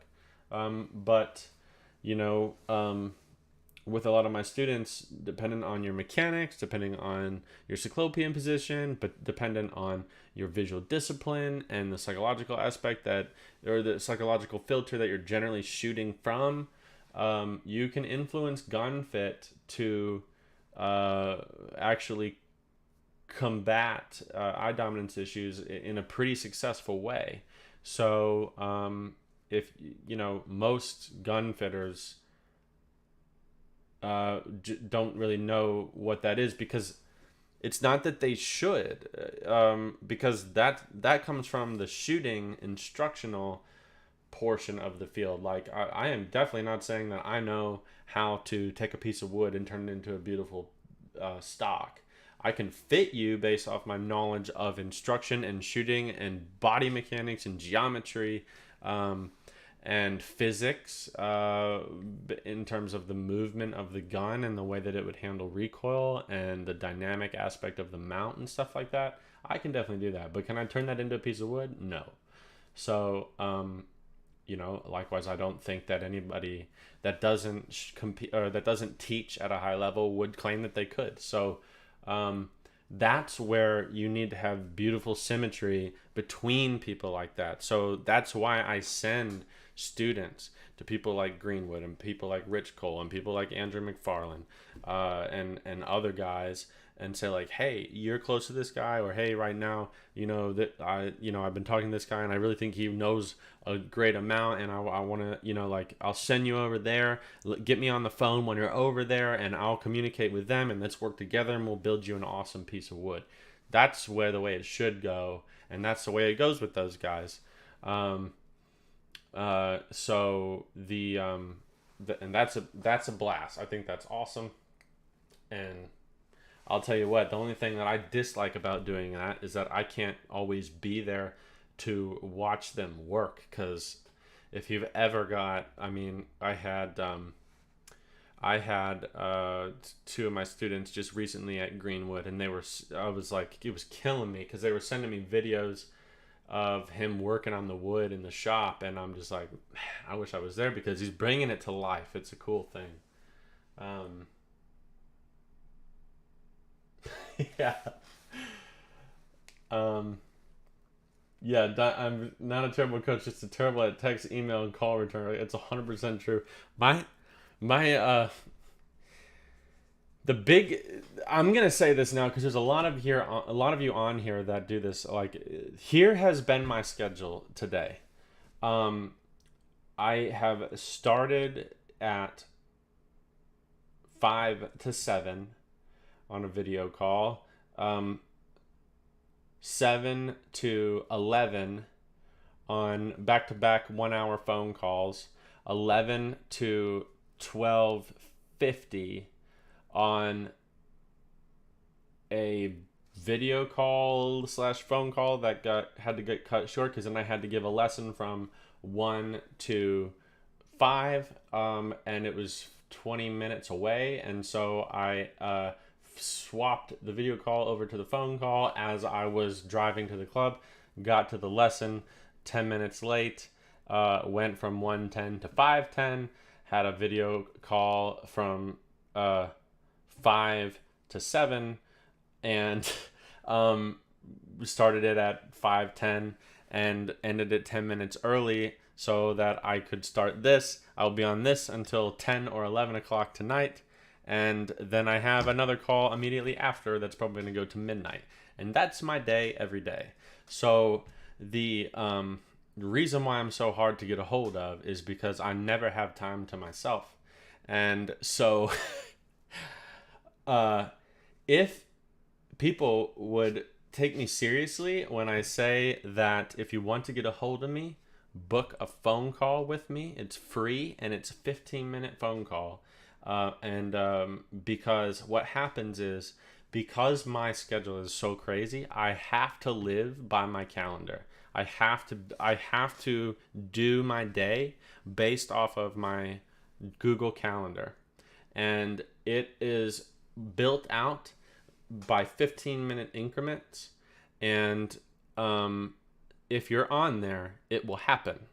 If you're not, it's only going to happen when I have time. And I promise you, and anybody else in my life that's around me, my girlfriend can attest to this, who may be watching right now, that the moment I get free time, I don't spend it on myself. I spend it on work. So the moment I get free time, I start to call people back, but I don't always have that free time. So if you need to get a hold of me for something, book a 15-minute phone call if it's quick. If it's long, then unfortunately, you'll have to pay for an hour or 2 hour long call. But I don't have another way of doing it. A lot of times, I try to be polite and let a 15-minute phone call go 30 minutes when people, I have it to where you can ask questions. A couple times I have somebody, book a 15-minute phone call to ask 7 in-depth questions about eye dominance and practice routines and tournament results and run over a shoot analysis sheet. That's impossible to do in 15 minutes. And if I have the time, I'll take it over, but I can't go too far over because I push everybody else later the rest of the day. I also don't take lunch or breakfast, and I eat dinner in delivery right here as I am sitting on a video call getting ready to do this. So the book a phone call if you need me. I'm also not saying this because I'm frustrated. I totally recognize that that's my life, and I love all of you guys. And if there's anything that brings me stress, it's not that I get annoyed when I get made fun of for being hard to get a hold of, because my type of personality and humor is not that anything bothers me. If you give me, I don't want to swear on YouTube, I'll get taken off of the algorithms. If you give me crap about anything, I think it's hilarious and I love it. So it doesn't bother me because I think it's funny. The only thing that brings me stress is that I can't get back to you. So, whoever, anybody that's trying to get a hold of me. So I also take my job seriously. If I'm on a video call or a phone call or this, or in a lesson, I don't want to, and I'm not going to try to sneak and respond to a text message, because then I'm not paying attention. I have ADHD. I can do one thing at a time.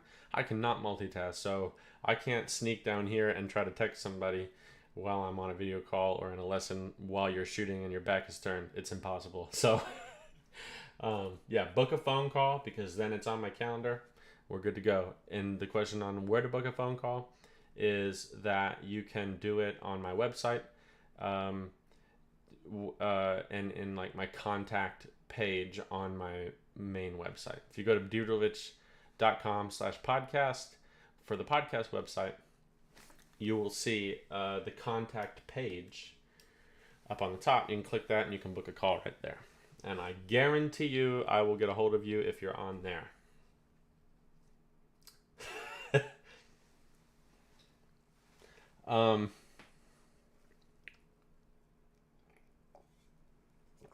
Todd says, okay, have to ask, is that plant or tree in the background supposed to have yellow leaves, or are you killing it?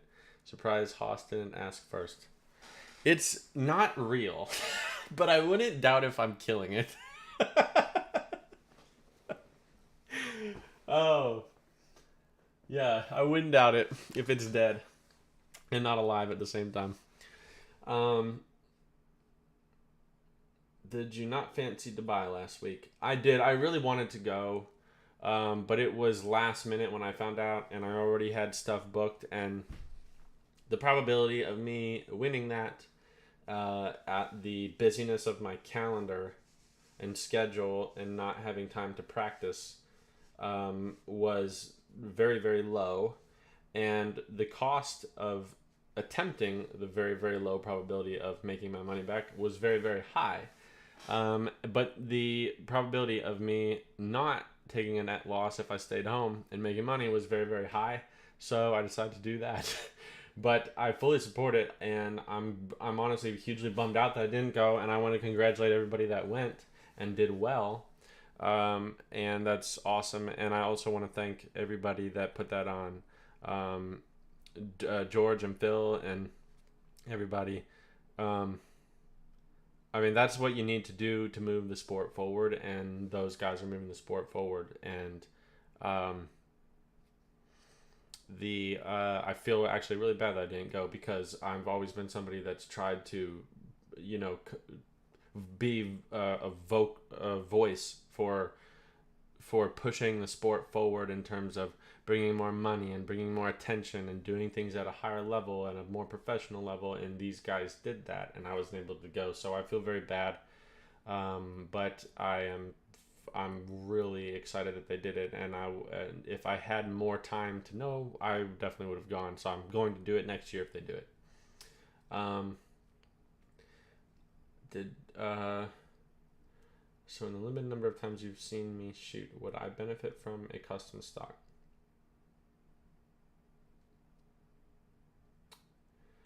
Um,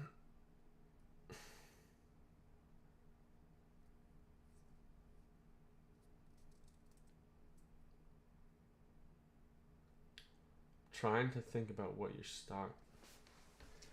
Hey, I can answer that question really easily for you. Um,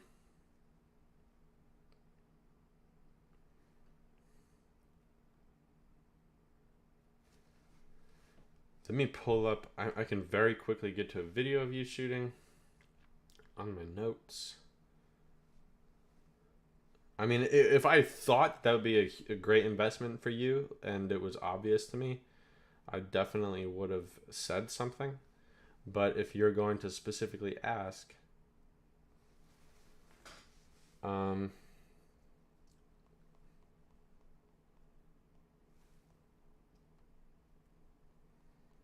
on, phone. If I can't get to this quickly and my thing won't load it, then I won't do it on live. But I should be able to get to it quickly.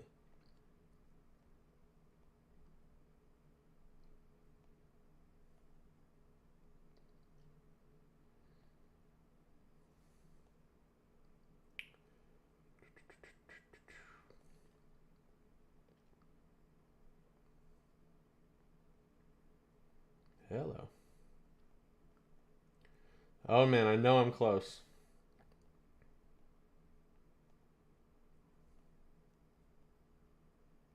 Okay, let's see.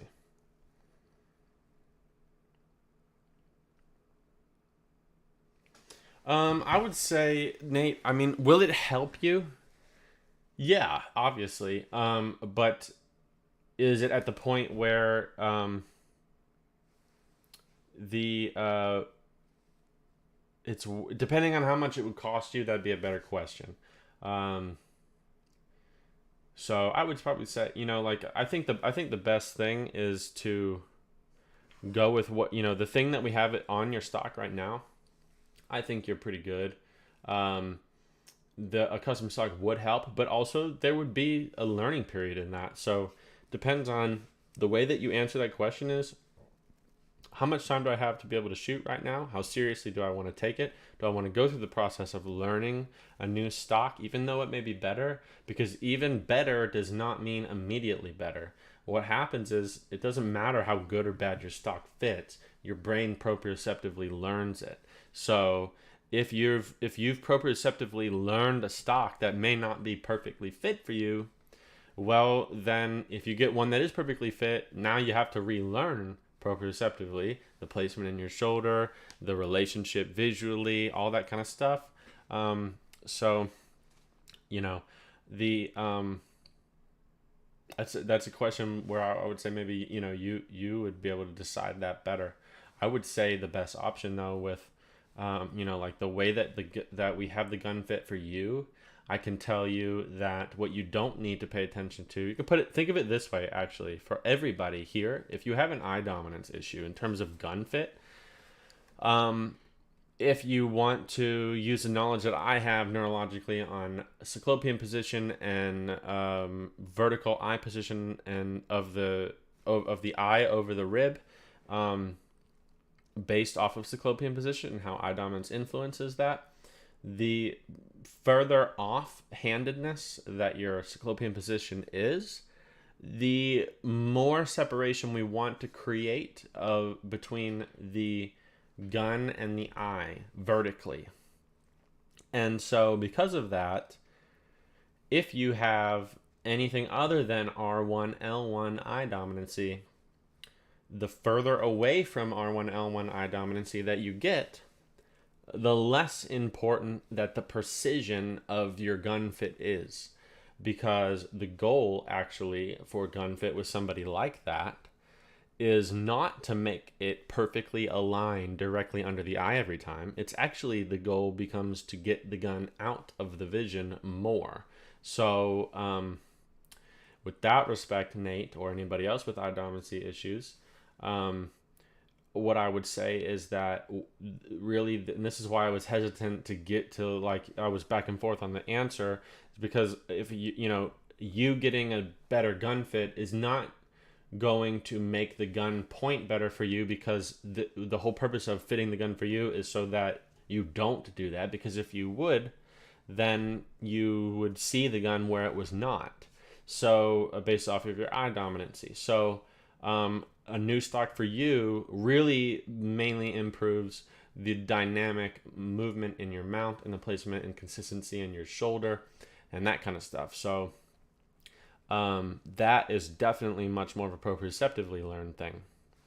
It's actually a very good question, and if you answer it in that way, you can go kind of down a rabbit hole, but it's actually pretty fascinating.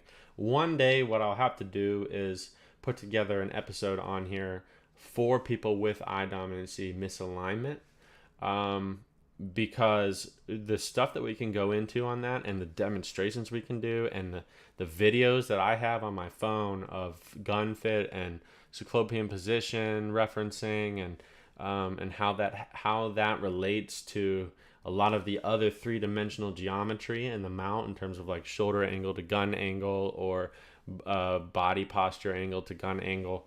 It's fascinating, and it is so cool to do all that, to go through all of that, and I think it's actually very, very valuable. So we should do that one time. Brings up a good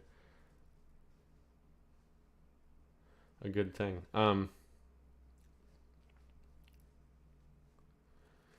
Let's see. Nate, would you Luka Karanovic, would you like to become a woman? I think it would be great for you. Very nice. What do you think about Hitler? What do you think about Hitler? What do you think that I think about Hitler? Probably not that great of a guy. I have no idea how to make mods, but I will look into that. And for some reason, it's not letting me do much of... Oh, I guess it's pretty easy. Get rid of that.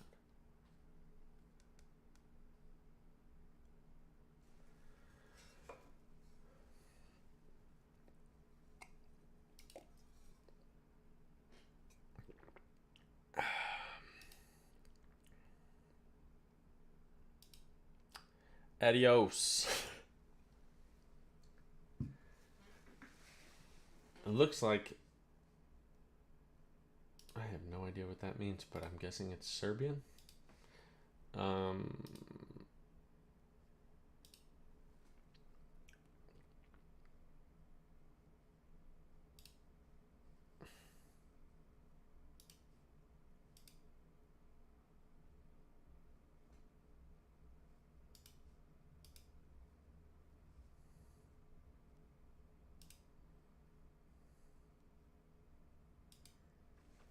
All right.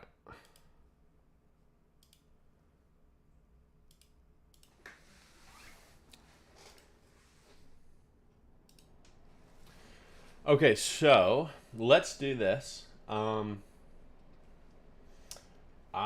am going to do two things. I'm going to get a little bit more coffee, but then my dog is, oh, it's so sad.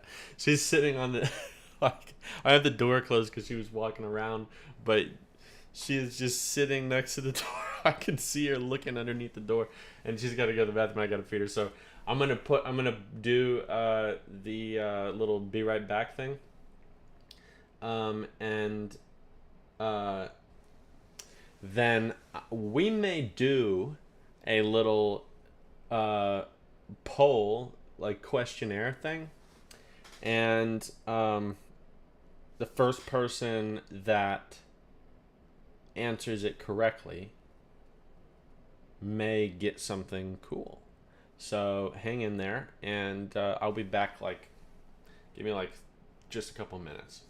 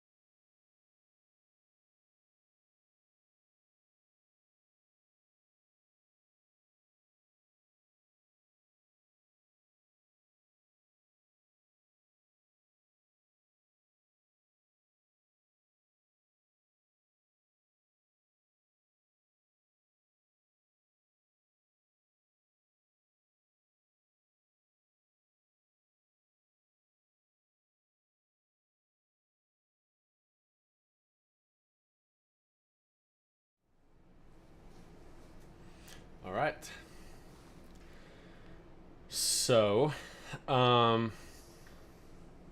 you guys are trying to answer me. Get some free stuff. Can't be doing none of that. All right, let's see what we got. We have, all right. Whoa. What is happening? My phone's playing the podcast. Okay, we have first one to answer was Jason with Digweed, but he just said, "Look what he's won." And we have Nate with George Digweed because, and then he said, "How about David Radulovich?" Damon Phillips says, "Digweed because he has won everything under the sun and is not in the best shape doing it. It keeps on knocking it out." But that's only if we can't pick David because it was his question. You guys. Okay, I'll be the first to admit I'm not the greatest sporting shooter in the history of the game.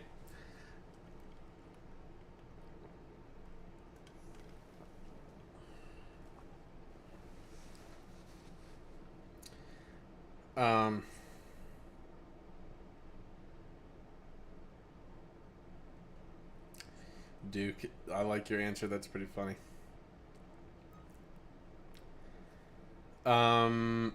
Todd says Kim Rhodey, 6-time Olympian, lots of medals. Yeah, an insane amount of medals.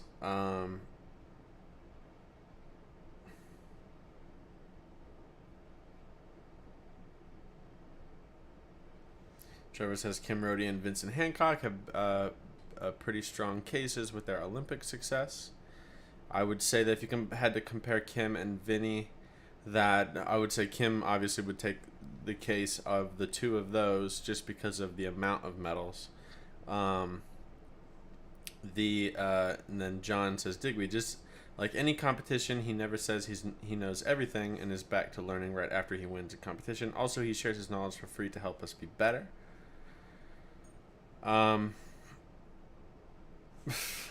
Damon. And Hancock, because Hancock, I'm going with Wendell because he changed the way the game was shot, created a bunch of winners, and won a bunch himself, and is a hell of a great guitar player. I like that answer. That's a good answer, and that's very true. He did change the game. So, Duke, the difference between, I don't know if you're being sarcastic or not, but subjective and objective. Subjective would mean it allows a matter of personal opinion, and objective would mean that it's a straight fact. You can't really say that, like the debate for who's the GOAT of basketball between Michael Jordan and LeBron James, there's no way to factually say one or the other because it's a matter of what variables you incorporate into your decision. If you strictly think that the most amount of points in highest career points in the NBA determines the greatest of all time, then it would be LeBron James. If you go with win percentage and total entries into the finals, then it would be Michael Jordan. So that's subjective. But if you were to say like who was the winner of the national championship in 1997, that would be an objective answer because there is only one answer for that. Joe says Digweed, his performance at the shoot-off of the World Shoot 2022 is nothing short of amazing. One of the most naturally talented pointers of a shotgun I've ever seen is Brandon Powell. Love him or hate him, the dude is a freak with a shotgun in his hands. Hold on, I'll be right back again. Bella, come here. What's this stuff over here? Come here. Over here. Come here. Bella. She doesn't want to go, but you keep walking around and making noise. I know. Come here. Okay, you better stay still. All right.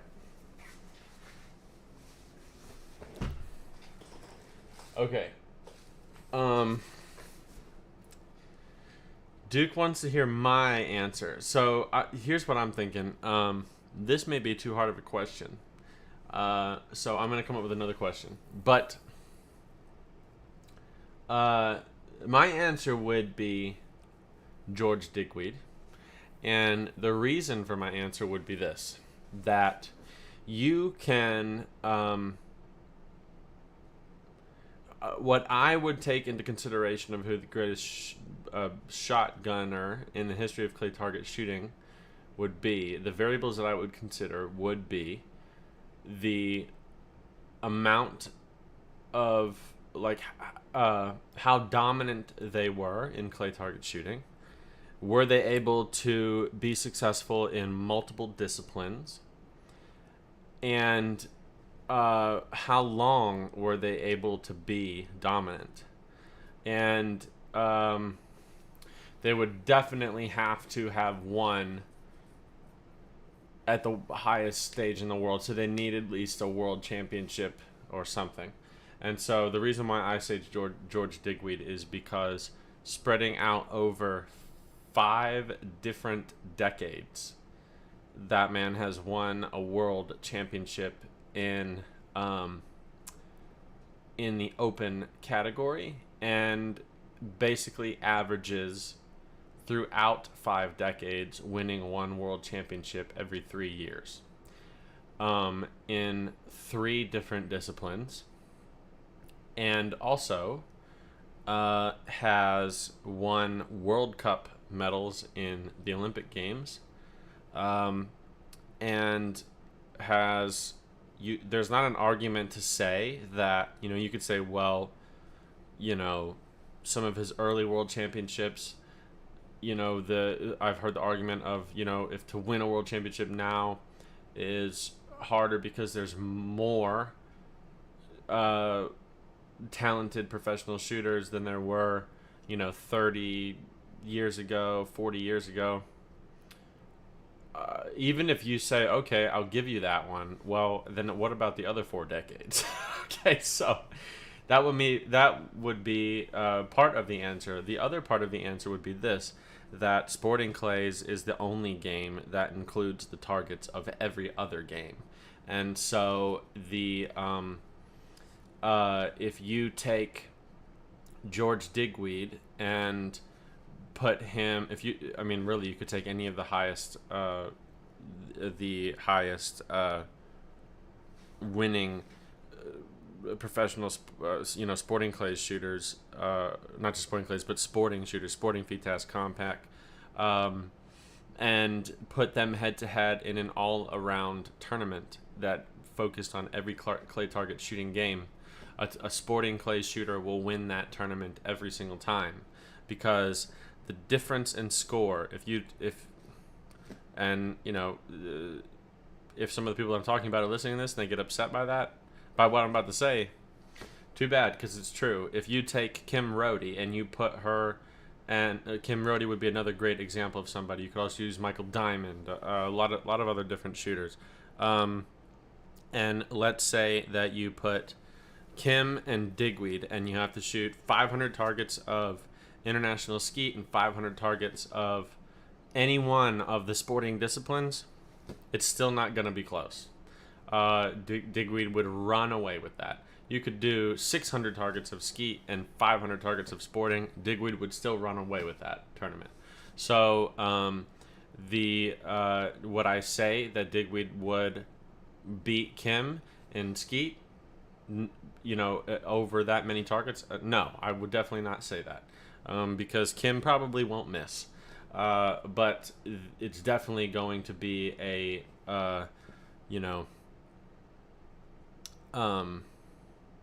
you could do it this way. This would be a great way to do a world all around. Take the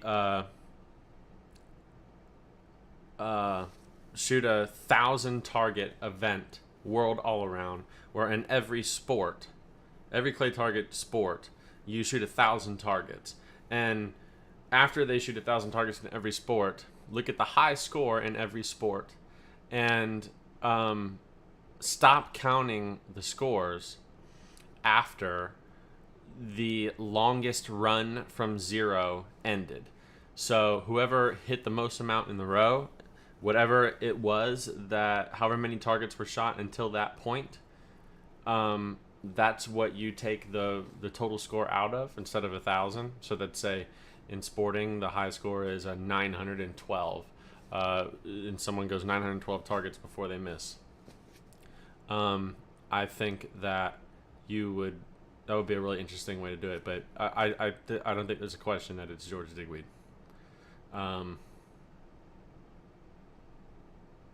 Yeah, I mean, and that's why I mean Digweed won the world all around. I'm pretty sure every time that he was there. Um,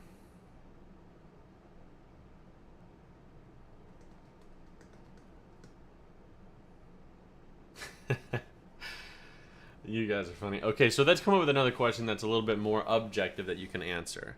How about let me think.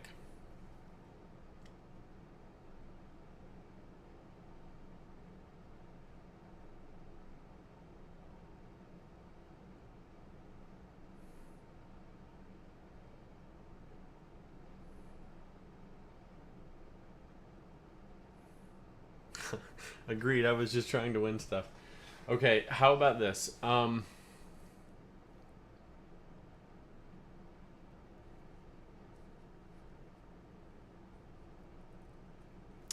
got a good one. It's a parazzi-based question.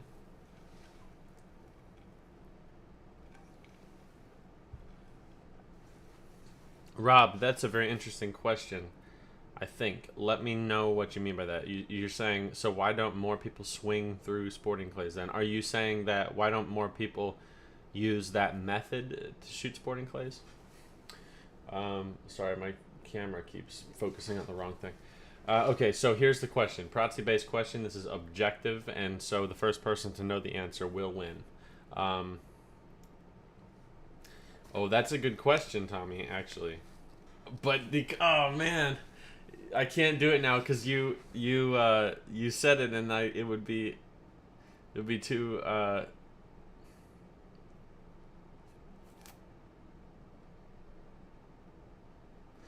I'm gonna do it, and we're gonna do that. We're gonna say the name the Americans to all the Americans who have won. The winner of this question will be the first person to list every American that has won a World FITAS Championship, what year they won it, and where they won it.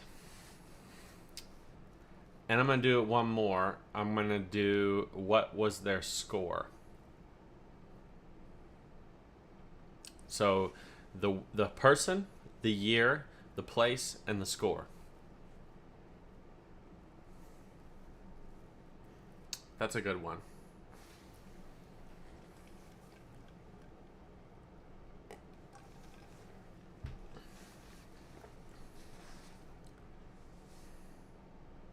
George Stigmead, I win. He's not American.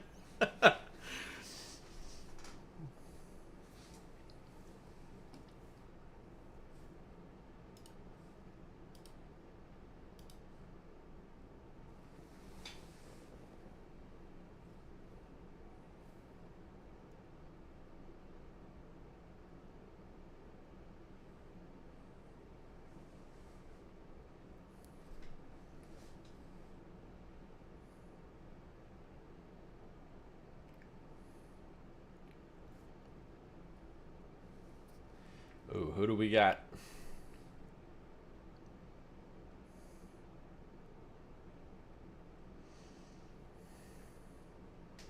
Okay, we'll do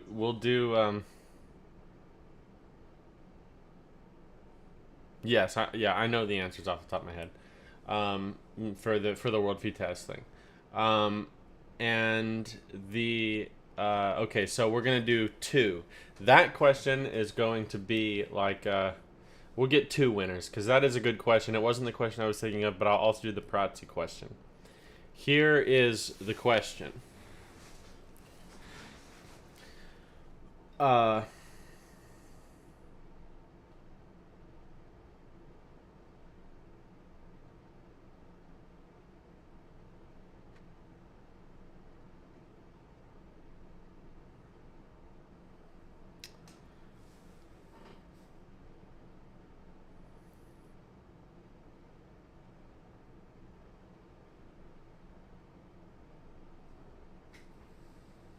Okay, I'm stuck between two questions, and maybe I'll just save the one for later.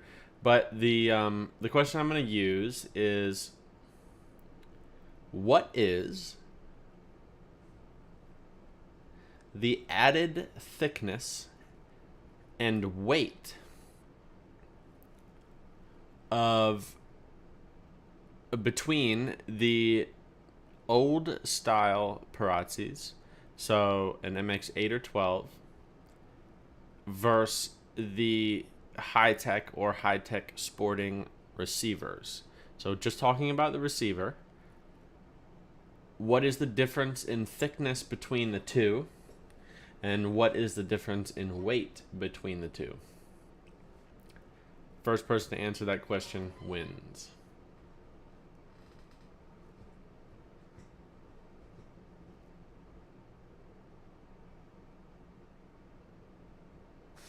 And I'm going to set it up where I think I'll be able to send the winner a code that they can use. I'm going to do that right now.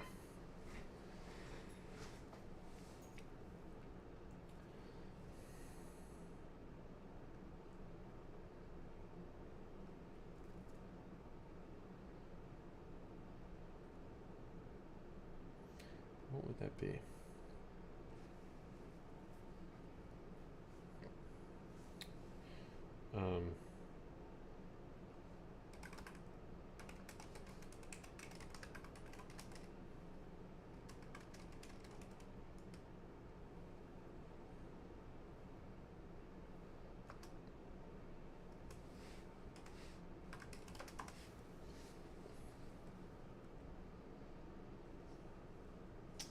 You guys are close, but not perfect yet.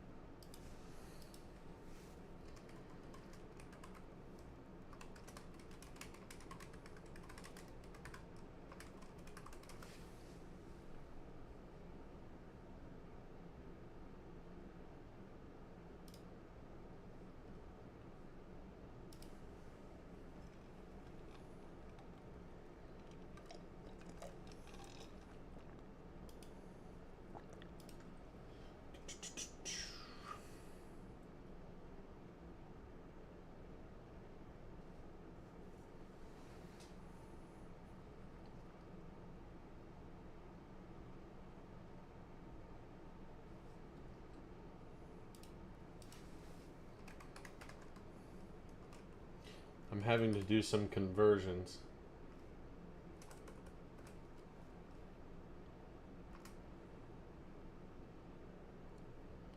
You got... Oh, okay. So there might be the first right answer here. But I gotta do, but there also possibly could be one before it. I just gotta double check a conversion.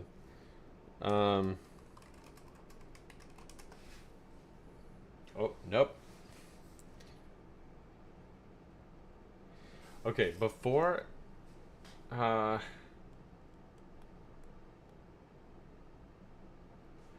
gram weight. Include 2.5 millimeters and 7 grams. 2.5 millimeter and 1.5 ounces heavier. Widen by 3 millimeter to add 1.5 ounces on the new high-tech is the correct answer. It's like 1.25 to 1.5 ounces. It's dependent. But so Todd is the first one to answer correctly. So it's 3 millimeters thicker, 1.5 mils on each side. And it's 1 1/4 to 1.5 ounces heavier. So Todd is the winner, and I'm going to Todd, let me know what. Just shoot me a text message with like what thing on there that you like, and then what size and color, and then I will I'll get it sent to you. Dang, you guys were pretty close. There was a lot of you guys that had it close. You had me confused by the differences in. I was double checking grams and ounces.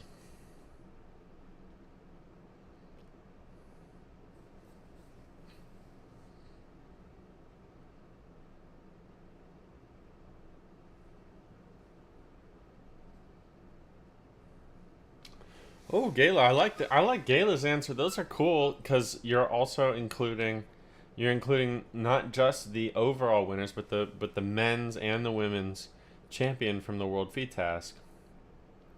That's actually awesome. We should do that. A free lesson. That was an expensive little poll I did there.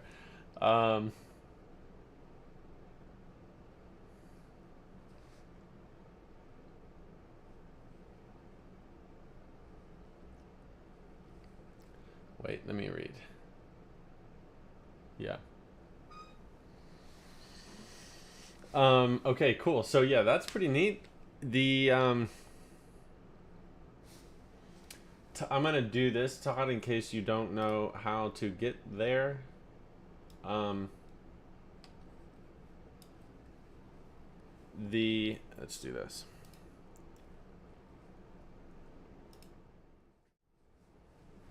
Okay, so if you go to the dradulovich.live, you're going to be here. And if you scroll down, right here is the merchandise. You can click Visit Store. There's also some other stuff on here right now. It's going to change. But you can also go to Store up at the top. And we got cool little cups. We got different size stickers. We got this. I really like this shirt. I will tell you, it's a really nice shirt. It's like really soft. It's got cool logos on it, but we can get it in blue. You got the black. We got dark heather and whatever this color is, sport gray. There's this hat. Hats come in different colors. We got this cool hat.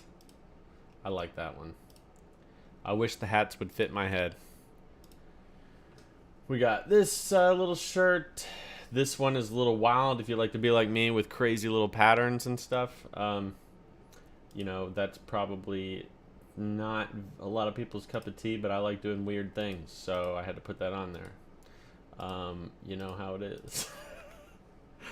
And also, some of them are embroidered and some of them are printed. There's a nice little hoodie. Another crazy color one. Then we got this is like a suede sweatshirt that's embroidered, and then a long sleeve shirt. There's gonna be some more stuff. Right now, this stuff is not, the clothing here is not bear pelt, but I am going to be putting together some shirts and stuff and vests with that Bear Pelt makes. And I don't have one on right now, but I love the Bear Pelt t-shirts. They're freaking awesome. If you don't believe me, look at every picture that I have had in the magazine or social media in the last 10 years, and I never ever would wear t-shirts until the whole Bear Pelt thing happened. And because I just not because I don't like t-shirts, I just think that a collared shirt looks more professional when you're shooting, and so I try to do that. But the Bear Pelt t-shirts that they have are literally the most comfortable shirts I own, and I love shooting in them. So because I like them so much to shoot in, I'm going to get some with the I want to get some made with the podcast logo. And then I'll get some vests on there too. So there'll be more stuff, and we'll keep going as we go. Maybe some gun socks and stuff.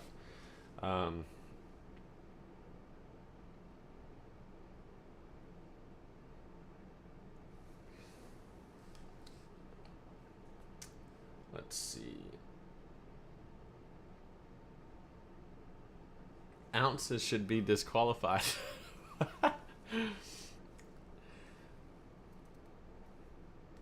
Let's see.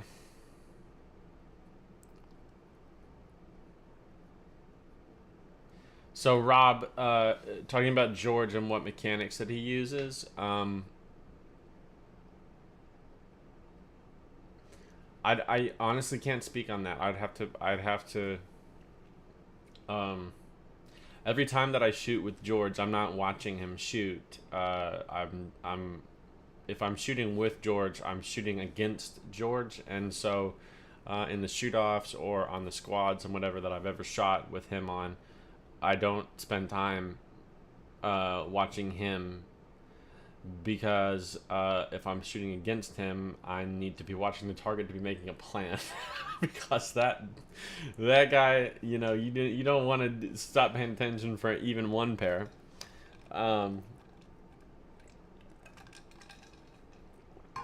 So I don't know. I've never asked them about it. But it's interesting how a lot of the pros never really seem to talk to each other about the way we shoot. We don't tend to debate that much or bring it up or ask questions. Kind of interesting.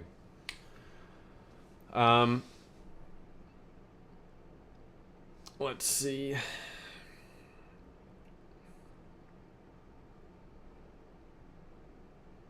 Yeah, Rob.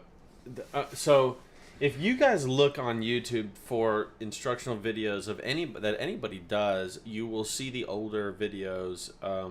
A huge amount of swing through and stuff because of back then that was I think a much more applicable mechanic and technique in terms of what you can do with the target, mainly based on the fact that you couldn't really, the machines that we had then didn't have the ability to throw so much transition.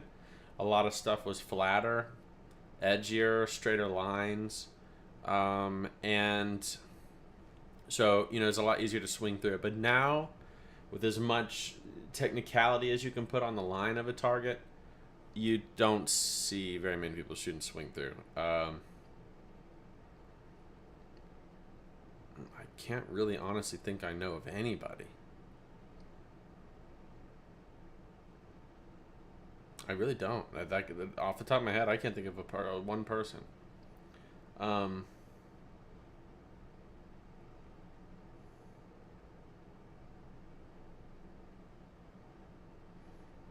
It's interesting though. I'm gonna have to ask him.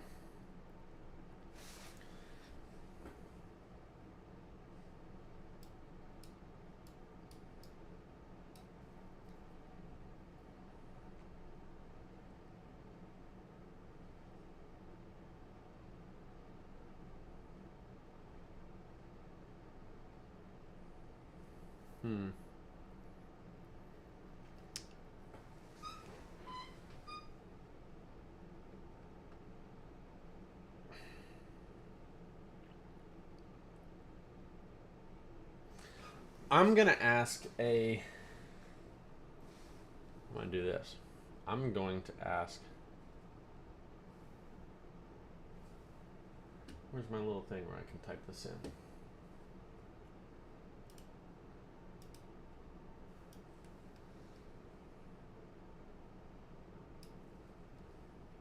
Okay, I'm gonna ask a poll, and this one is just fun to start a conversation. Can't win anything from it. I'm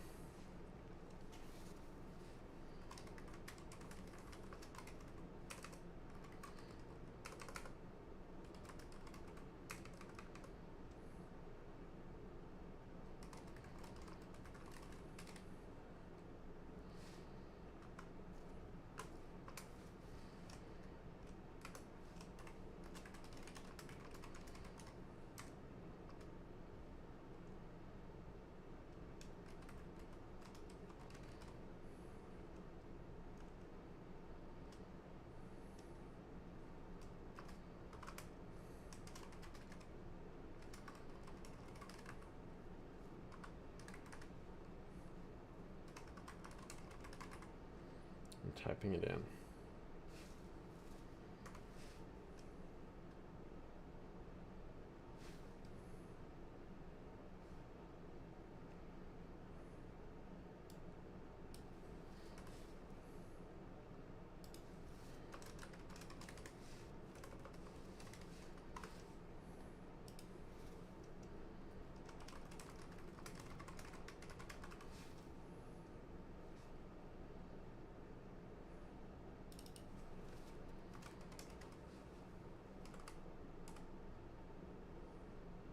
thing, I can't fit my question in. Okay, I'm just gonna do it this way.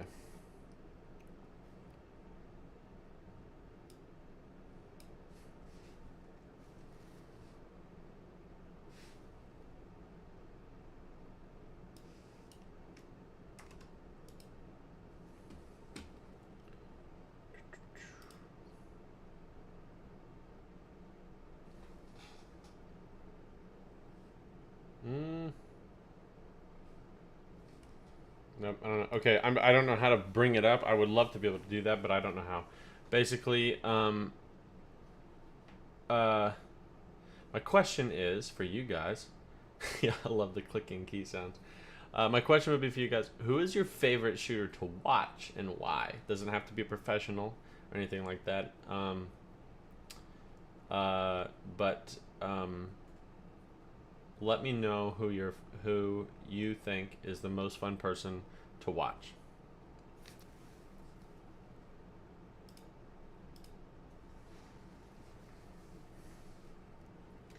And I will tell you mine if you'd like to know. Damon, the best shooter. I'm throwing that question out because basically nobody answered it. A lot of people. It's a hard question. It was too hard of a question, and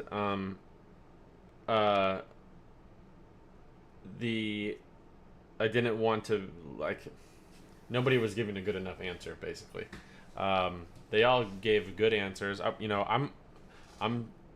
I would also say someone. Well, my answer to the question I just asked is also in the debate for me in terms of who the greatest ever was.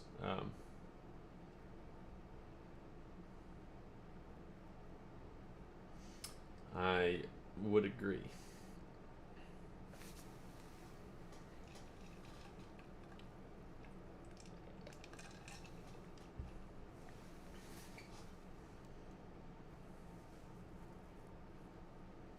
When in doubt, swing through.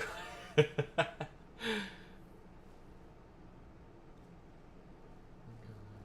the gun again. Oh.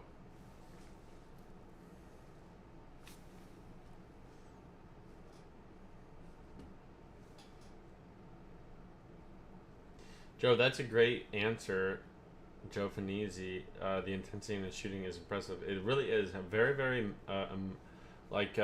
intense personality in shooting, and the consistency of his intensity is cool to watch. I like that.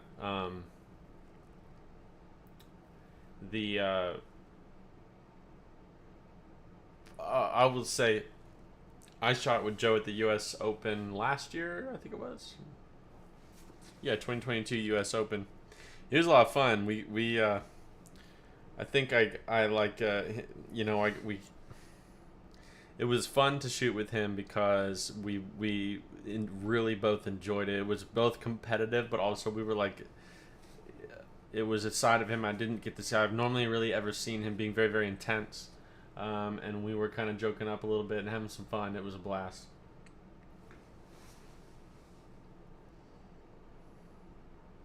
Like watching Jeff Nisi takes way too long, but it's a good watch. It would be you and Wendell if you could quicken up that pre-shot routine. Otherwise, I love watching everyone's pre-shot, so it would have to be Joe Finizzi. I will say that it doesn't seem that slow for Joe when you're shooting with him. Slow for Joe doesn't seem that. Oh yeah, I see what you mean. Yeah, I mean, well, like when I run a routine like that at the length that he runs, I mean, I've run routines longer than him. I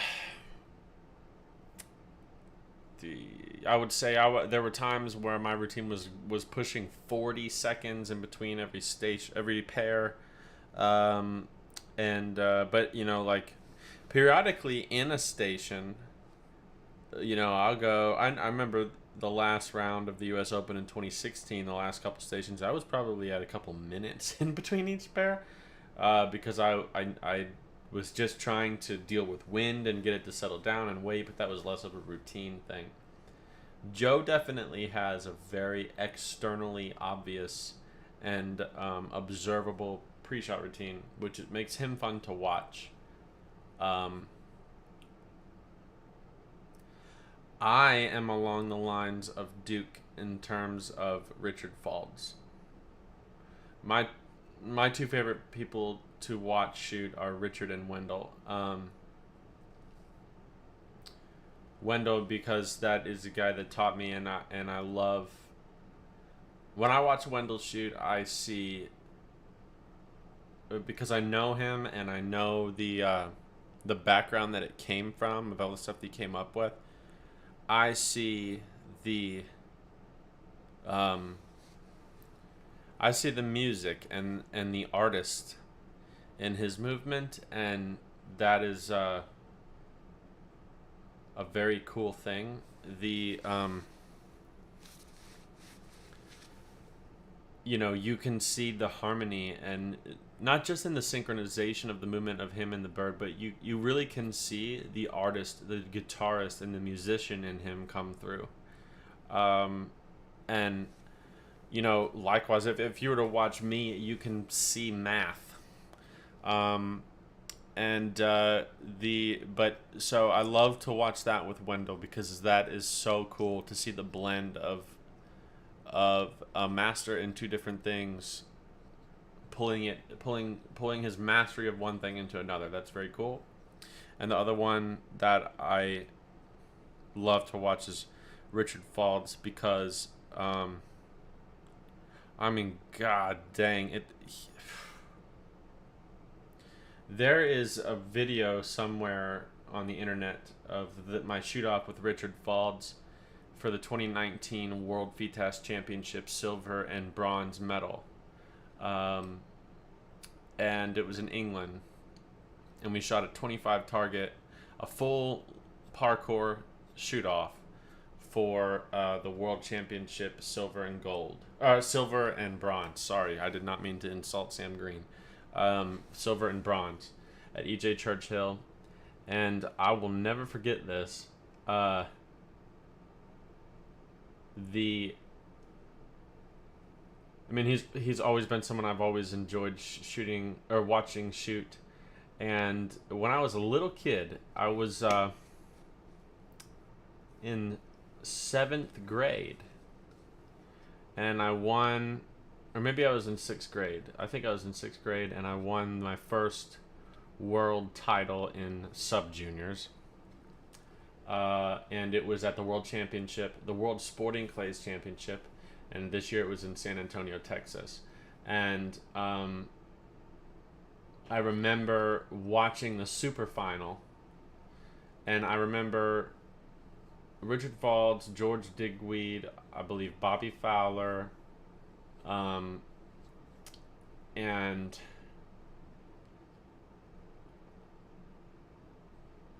Wendell, I believe, was in this.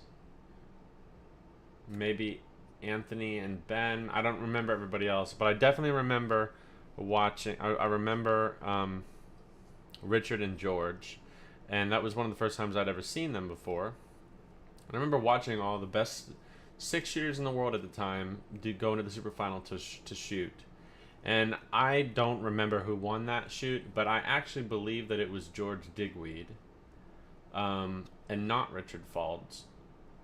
But I remember watching them shoot, and I remember thinking, I remember watching Richard and thinking, wow, I want to get in a shoot-off with that guy for a world championship. I remember thinking, one day when I'm older, I want to be in a shoot-off with him to win a world championship. And so it was very cool to me, because in 2019, however many years later that was, it wasn't for the world gold, but it was for a silver medal at the world championship, and I got to be in a shoot-off with him. I was so excited. And I remember going up to him on the first peg, and and Richard and I are good friends, and I don't know if I ever told him that about watching him and thinking that, but anyways, I got interviewed by some TV show, and they're like, "Are you nervous going into shoot off with Richard Faulds?" It's like, "No, man, I'm excited." But they were like, "What is wrong with you?" But I went up to him before we started the shoot off, and and shook hands, everything, and he shot first, and he shot his singles, and it was just like, it took me back to being a kid again. I was like, man, this is a blast. What could be better? And I was like, I just love to watch you shoot. And he goes, well, next time you want to watch me shoot, just bloody pull it up on YouTube. Which was hilarious. Oh my gosh. But you can watch the whole shoot off on YouTube, wherever it is. I don't know. It's a cool video to watch him and me back to back. It's fun.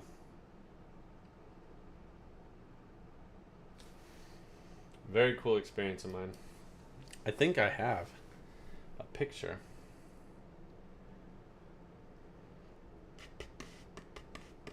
Somewhere.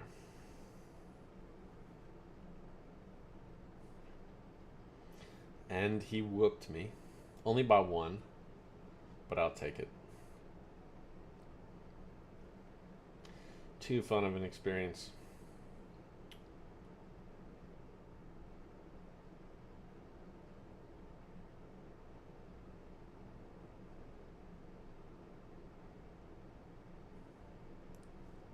Here we go. I don't know if you guys can see this.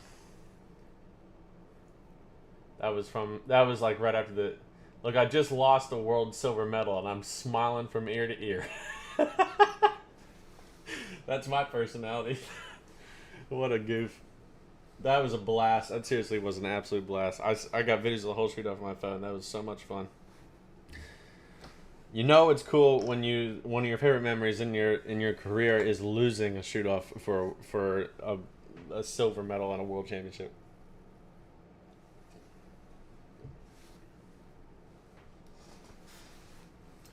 I need to write a book about my career so far. It would be a very long book. Not because of the experiences, but because of my wordage. Duke says, would you say Richard only moves as much as needed and not more than that to break a target? I here's the thing that I like about Richard. Number one, his mechanics are perfection. And number two, the thing that people tend to, I think, get... it's a thing that's not quantifiable. Is that the right word? When people watch somebody that they look at it and they're like, wow, that's impressive to watch in this game. I think the thing that people sometimes don't pick up on, unless they've been in that place before, is the emotional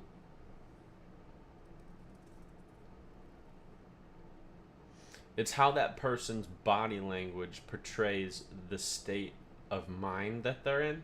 And you guys are picking up on it with, Joe Finizzi talking about how intense he is. And you can see the same thing on George Digweed. It's an insane level of like intensity and ferocity and stuff like that. And that in itself is so cool and impressive. And it's just cool to watch. The Digweed is really cool to watch when he does that, because you can see his confidence in his body language when he shoots. But I think the thing that, to me, that I love to watch with Richard is that it's confidence in his body language, but to me it's also like I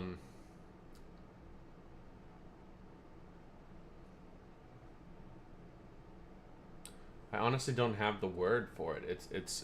It's peacefulness and meditative presence in a way. It's just like you watch him shoot and you want to take a nap. It's calming. It's calming to watch, even in moments when everything is on the line. Like if you've ever watched somebody that you I'm not saying I love Richard Faults, but if you've ever watched somebody that you like, your sister or your wife or your husband or anybody that you are like emotionally invested in winning, and they're in the moment of time when they're building up into the moment of being able to win or lose, like in a shoot off for a world title or something like that. And if you watch that, even as a professional shooter, like if you're watching your students and something, the certain people will make you feel confident that because you can, like for example, like if you were emotionally invested in Finisi winning an event, and he's in a shoot off to win, if you watch his aura, you're gonna be like, oh, he's got it, because his authority and his body language exudes that. And same thing with Digweed. And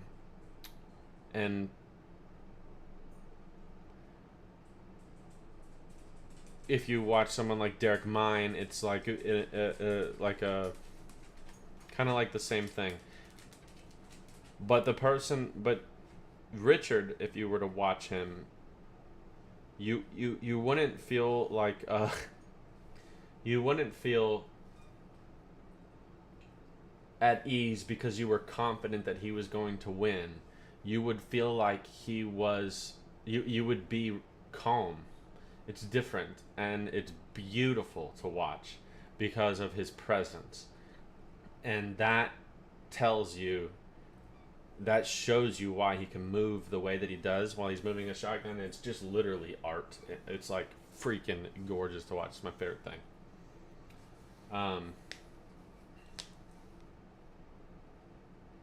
So cool. It literally is my favorite. I really think that's my favorite experience I've ever shot. I don't know if that was like my favorite 25 targets. Just a challenge. I mean, I lost, but I think it was a 22-21, and it came down to the last pairs.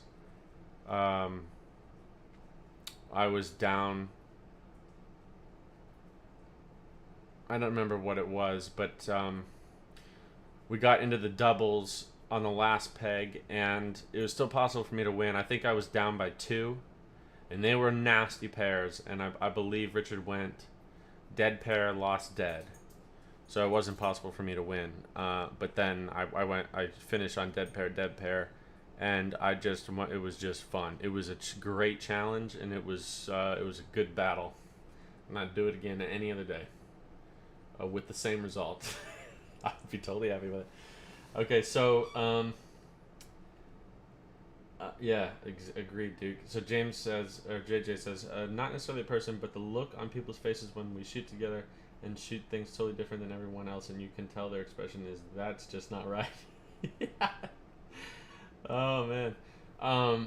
It's so true. Yeah, a lot of times when I shoot and like people look at me weird, but then when you and I are both doing it at the same time, that's pretty funny. Lily says, you need to write about events like what you are speaking about. There are different shoots with these major players. Yeah. It would be cool. I think, different people bring a different perspective to both their career, but also to tournaments and to events. And I don't know. I love the game, and I love to watch people. I love to watch. I just root for anybody that's doing well if they're a good person, because it brings the game forward. And I've seen some really cool things. Been part of some really neat experiences, and just very, very cool. Very lucky.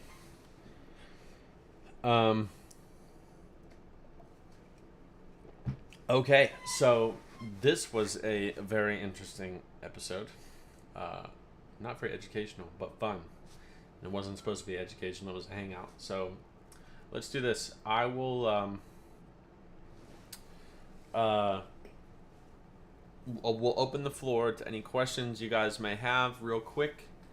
Quick questions, not ones that'll last a long time. Keeping in mind that to save your questions for the episode-based stuff, like the recorded episode that was released on Monday, the previous Monday, save questions for that for this Wednesday, because that's going to be an educational, formal YouTube live. And but any other things I can help you guys with, let me know. And then other than that, we'll wrap it up and we'll call it, because I'm already 4 minutes late to my next call. So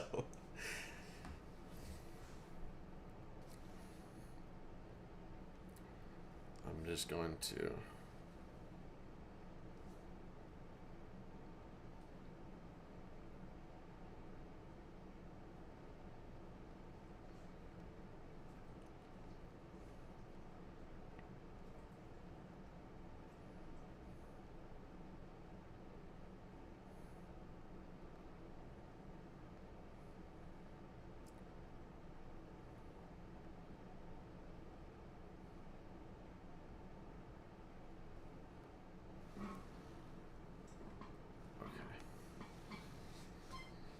yeah, sounds good, Chris. We'll see you in Florida.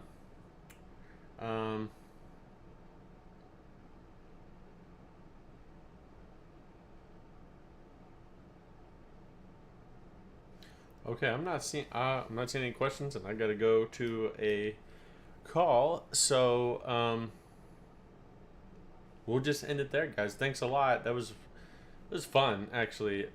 That's why I like to do the informal and the formal YouTube lives, because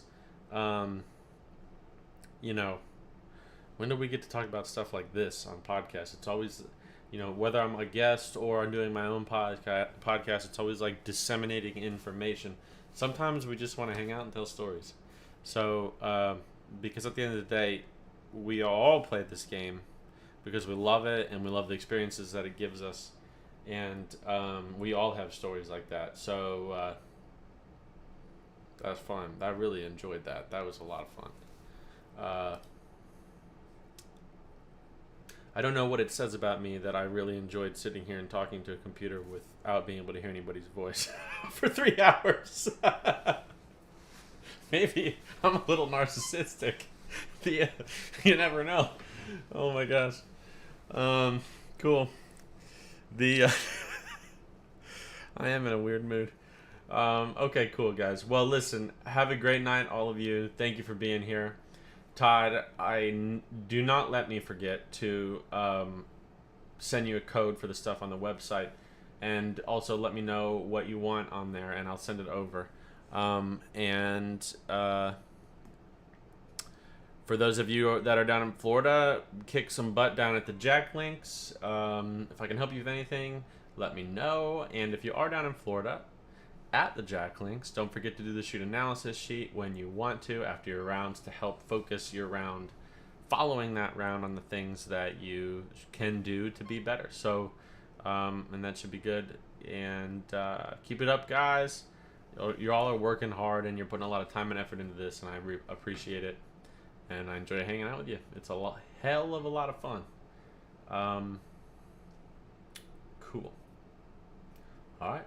Adios and good night. Okay, I always forget how to do this. And we got it here. All right.